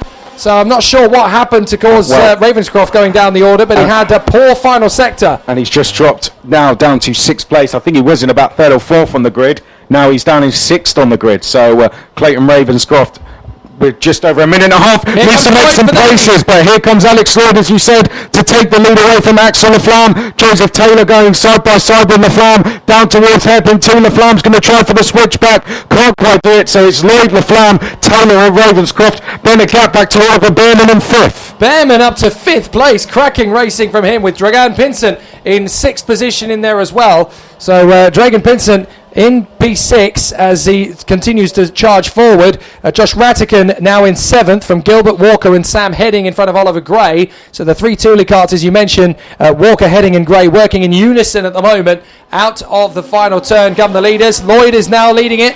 He's the 4th different leader for my money, because we've had Taylor, we've had Ravenscroft, we've had Laflamme. 5 changes, because here comes Laflamme. He takes the lead, and it looks as though Taylor's going to get through as well. No, he isn't. Lloyd shuts the door. No, Taylor stays 3rd. Clayton Ravenscroft now, if he needed some assistance already, he's in 4th, right with them in 4th place. And Taylor, here he goes. For Lloyd on the inside line. Ravenscroft's going to get through as well into 3rd place. Good move. Brilliant racing. But Oliver Behrman is dragging pins it to the back of this queue. Dives for Taylor, gets 2nd. Lloyd's going to get Taylor as well if he keeps this move going. Yes, he does. So Ravenscroft through to 2nd, Lloyd through to 3rd, and Axel Laflamme is away with the ferries out in the lead. But Oliver Behrman and Dragan Pinzit now with this queue as you said, leader away and clear. Warning flag for Caden McQueen. So his race that started so promisingly has sort of tailed off, unfortunately. It's all got a little bit chaotic from his point of view. Down the home stretch once again, and Axel Laflamme has got the gap of half a second he needs. It's actually 0.67 as the time runs down to 0 at exactly the right moment. I think that was a change for 5th. But yes, it was. Let's have a look. Up the inside, that is Pinson on Behrman. Yes, good move. So Behrman gets there at exactly the right moment through turn 3, and he's actually closer to Joe Taylor than Taylor would want him to be. He looks back, oh my word, where did Pinson come from? And so Pinson is right in there in P5. He has a chance to get the podium here, Dragan Pinson. Yep, as Alex Lloyd also still challenging Clayton Ravenscroft. Look at Laflamme's gap, it's just disappeared as Lloyd has worked with Ravenscroft to get it down. It is now a free-for-all. 6 of them could win this. So Laflamme at the moment will be pole position. Ravenscroft will be 4th on the grid if he can stay where he is for tomorrow's first final through the Mike Wilson complex for the first time. Jake, I do not think we'll see any more changes. So here we go. It's going to be the last lap board out this time, and this is... Oh, well, of course, one more lap. My apologies. So here we go. Ravenscroft has the... inside, and Ravenscroft goes for Laflamme. Lloyd could get a move on him as well, but Ravenscroft is through into the lead. Chucks it on the inside. The back end tilts out, and Ravenscroft slots into the lead through turn 1. And that's such a hard move to pull off. And gives himself an inside road to start for the first final tomorrow in the process. So Clayton Ravenscroft, a key move that as Axel Laflamme trying to fight back. Inside, Pinson's through to 4th on Lloyd, and it looks as though... Alex Lloyd goes grass cutting. Lloyd down to 6th as through comes Oliver Behrman to 5th. And trying to catch all of them is Alex Walker in the number 12. So... still got a few... Oh, Lloyd just slides up the inside. Behrman goes for broke, and he's going to go down to 7th. Yeah, he's going to lose. He's going to lose a place to Alex Walker. Walker gets through as well. Well, you can't say fairer than that for Lloyd for courage. He goes for broke, and unfortunately, power slides it out the turn. Never going to catch that one in a million zillion years. But Clayton Ravenscroft out of the final turn grabs another sensational victory. 2nd place for Laflamme. 3rd position for Joe Taylor. Pinson, Behrman, Walker, Ratigan, Lloyd in 8th in the end from Gray, Heading and Nelson King from Lay. Stevenson, Caden McQueen in 14th. For Mills, Gilbert way down in 16th. What happened to Lewis Gilbert's race? Alicia Barrett 17th from Theo Edgerton. Then Louis Short and Matthew Hudson rounds out the top 20. From Max Meir, Eduardo Cosseteng, Douglas Bolger and Dylan Cooper, with retirements in the end from Matthias Salonen and Aaron Walker. Well, in terms of the grid for tomorrow, Axel Laflamme has taken pole position for the first final. He will be joined on the front row by Joseph Taylor. Row 2, after that late charge from Clayton Ravenscroft, will put him on the inside of row 2, with Reggie Diddy to the outside of row 2. Luke Whitehead will be on the inside of row 3, with Drake and Pintet to the outside. Row 4 will be Josh Rattican and Oliver Behrman, and row 5, right at the end there, Oliver Gray putting himself onto row 5. Tom Edgar slips down to P10 on the grid for final 1. So a lot of changes, Jake, at the end of that first final, at the end of that heat for the grid for the first final. But it's Axel Laflamme who takes pole position from Taylor and Ravenscroft. Brilliant racing in Junior X30 so far. It always is. That's what we love about Junior X30. I've yet to see a dull Junior X30 race, and I've seen quite a few over the last 12 months. So brilliant stuff. Honda Cadet is the final race of the day here on the Saturday at the first round of the Two-Tone Money Super 1 British Karting Championships, and that will conclude our day's running on the Saturday. This weekend is flying by far too fast. Can we slow it up, please? Because I'm enjoying it far too much. Anyway, we've got one more race of the 23 to go then for today, and then we'll have another 22 tomorrow, including 4 repostages. Absolutely amazing that we've got so many magnificent drivers in the field. It really is just non-stop. It's an absolute barrage of magnificent races, and it just keeps getting better. We've also got the driver parade tomorrow for the drivers. They will have to come out with suits and helmets on, guys. Don't be lazy. You have to make sure that you're well presented tomorrow, so make sure you wash your faces at about 7:45 in the morning, and then you'll be ready. So all fine and dandy. Anyway, Honda Cadets are going to finish us off. As we said, it's Group A versus Group C for the third and final Honda Cadet heat of the day, but for these groups it is their second race of the day. Theo McCurris and Tristan Rennie on the front of the grid, then Sebastian Bloch and Kian Berta, and then we have Alfie Rigby and Oliver Stewart on the third row of the grid from Edward Pearson and Archie Walker.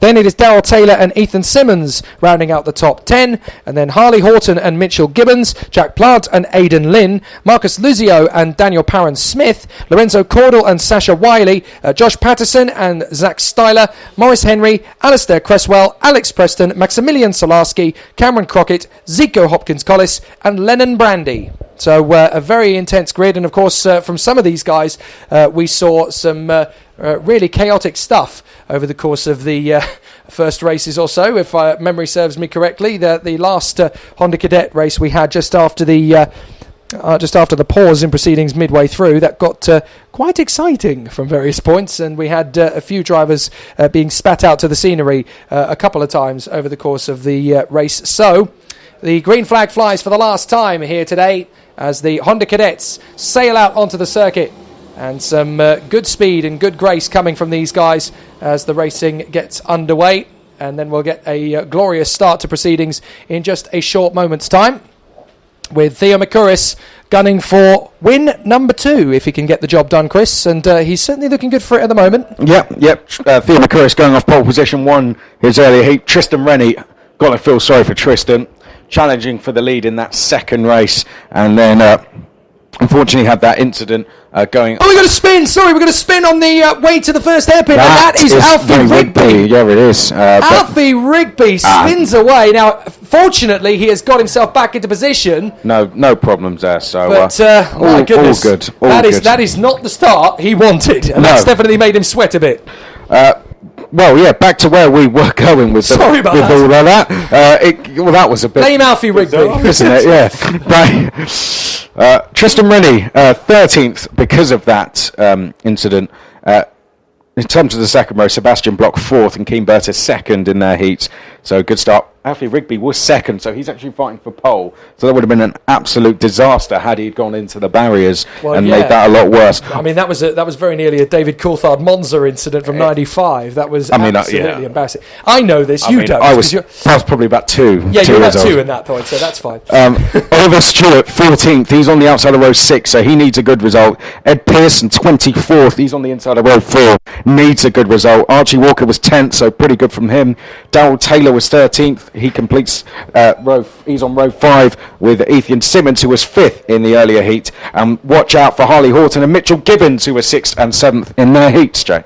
We're getting ready for the 5-second board to go up, and when they do so, we'll be racing. 5 seconds board goes up, engine revs rise, red lights come on, wait for it. We're out and racing. Terrific start from the second row of the grid from the O-Plate Sebastian Bloch. He's not quite going to be able to overhaul Tristan Rennie as they come through, but a cracking start from the front nevertheless as the first 3 get away beautifully. Rennie is going to slot in nicely into second place. Is there going to be a challenge for Bloch in third position from Kian Berta?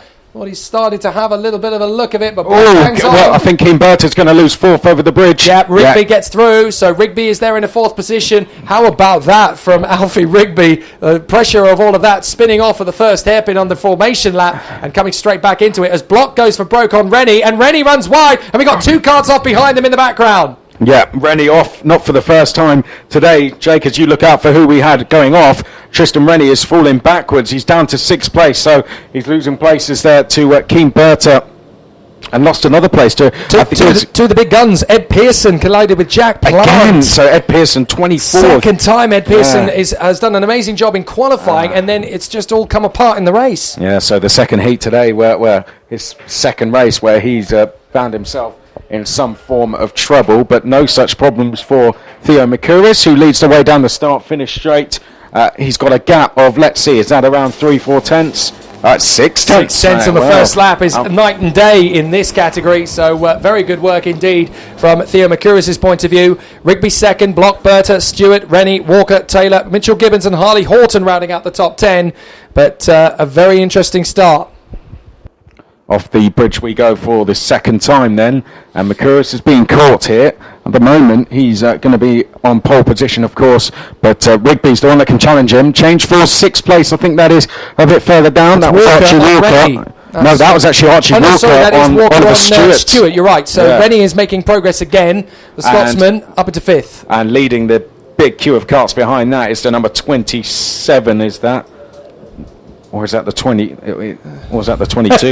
I don't know. I think it might be Harley Horton, the 22. I think it might be Harley the second Horton. time. Yeah. Anyway, Rigby leading the way, having taken the lead off of Theo McCouris on the far side of the circuit. Now they're on the pit side as they come off of the Mike Wilson complex. Rigby definitely showing a candle to Theo McCouris as they come off the final turn once again down the main straight, and it's Rigby from McCouris, Bloch, and a warning flag has gone out to Mitchell Gibbons on that lap, the 81. So right up there in the fight for the top 10, Gibbons has clearly been given a bit of a ticking off. Yeah, Gibbons, as you said, right in the top 10 at the moment. 11th, well, not in the top 10, but fighting for a top 10 in 11th place as we come off the bridge now for the third time. And McCouris no longer leading the race, of course. That is now Alfie Rigby who leads the way. And Rennie's going to lose 5th place. Here we go. That's Walker up the inside, making up another position, Archie Walker. This is a much stronger second race from his point of view, and he needed to deliver, so this is a really good run. Yeah, 10th in the first heat, so this a much better performance. Even though 10th was a good result for him, it's even better. So good stuff there from Archie Walker as he now tries to chase down the top 4. He's going to need them to battle to do that, that's for sure. But just keeping an eye there on one of the drivers having a bit of a difficulty. That's the 69 of Zico Hopkins Collis dropping back, but also watching a couple of moves from Daniel Parent-Smith, the Stilphard Academy kart, as he's been jostling away for position. Some good moves there from Dan Parent-Smith. And he was quick in the first, was pretty decent in the first heat as well. Certainly was. Rigby, McCouris, Bloch and Berta. That's your top 4. So can Kian Berta make his move through? Registered as Japanese, of course, Kian Berta. Not entirely sure why, because I don't think I've ever recalled him racing in Japan. Okay. I haven't done my research on the Japanese karting championships, unfortunately. So down the back straight, Rigby keeping one eye over his shoulder. You don't want to start looking back. I know it's close, but that's when you start offering up an invitation to the guys behind you. I've always got this bee in my bonnet about don't look back, look forward. Always look forward.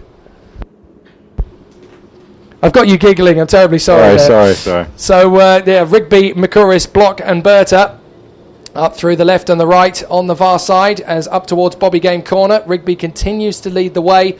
A lot of jostling in the mid-pack there as the 41, Ed Pearson, was starting to make up progress. He's just made the move there on Cresswell. And I think the young lady racer Sasha Wiley lost a place there in all of that mix as well as they come off the final turn and down the home straight once again. I'll tell you what, Block or Berta could do Alfie Rigby a big favour here. At the moment, McCouris and Rigby tied for points, but McCouris it is who has pole position due to the fact that he was quickest in qualifying. But should McCouris lose a place to Block or Berta, then Rigby will take pole position for that first final tomorrow. The top 10 for the first final tomorrow is McCouris, Rigby, Ginchard, Berta, Block, Greenall, Smith, Horton, Simmons and Phipps as we go in towards that first hairpin. How are 5th and 6th doing? Walker and Rennie, are we closing in on the leaders? Are we staying roughly where we are as Keen Berta goes through to 3rd place? Let's see if he can complete the move. Block is not happy with him. Look at that, Sebastian Block. I tell you what, this is a class for 8 to 13-year-olds. I didn't know 8 to 13-year-olds knew those sort of hand gestures. Anyway, coming back onto the circuit again, the 44 comes back on. That is Sasha Wiley, so not the greatest of moves there from... it was just a spin. Looked to be a mistake from me, but that move on, going back to that move on Sebastian Block, it looks okay to me. Yeah, I didn't see anything particularly problematic. I think the thing was Berta just ended up rubbing wheels and banging with Sebastian Block at exactly the wrong moment, and obviously it impeded Block. So the New Zealander getting very irate indeed there. Obviously there's still 2 minutes to go. They teach some interesting gestures in Chislehurst, I guess. I don't know, but Sebastian Block very, very annoyed with that one indeed as he comes off the turn and down the back straight. Still this little battle between Walker and Rennie is potentially going to cook up a storm because those two are working together. They're working together very well, aren't they, actually? They are trying to close in on the top 4. If anything, though, they'll show that they have the pace to go with them.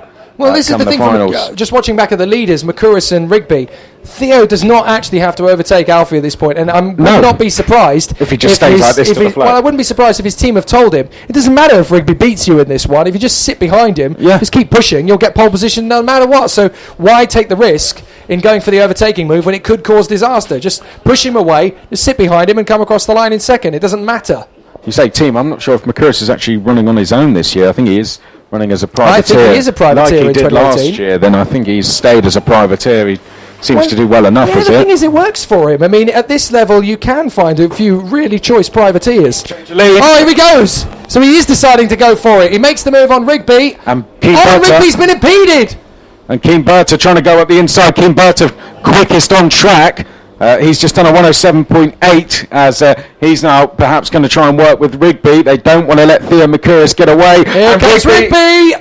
Up the inside, and I think Berta may get the chance to go through as well. A bit of defending needed there from the 7. Berta chops him across. McCouris is going to go back for the inside because that is going to be Rigby on pole position if it stays like this now. It is, yes. And like we saw in the earlier heat, Sebastian Block falling away towards the end of the race. Well, he's dropped back now into position with Archie Walker giving him the hurry up. But if those three in front of him keep battling, it doesn't matter too much. But you're absolutely right. Block is very, very quick over one lap in qualifying trim. We know that much. But in the races, he struggled. Yeah, he has. Both races today, he's fallen back towards the end of the race. But here we go. Last lap board now out. And it's the last lap of the day, of course. As now Rigby checking over his shoulder. There's Kian Berta right underneath him. So Berta is going to try and go for the move, is he? Into turn 3? No, he's going to try and stretch out the gap a little bit more over McCouris and Block, just in case. So McCouris there in 3rd position. Block's got pressure from Walker and Rennie. They're going to try and charge forward without any shadow of doubt. But here comes Berta. He's got Rigby lined up. Rigby checks behind him. You're looking far too much behind you, my friend.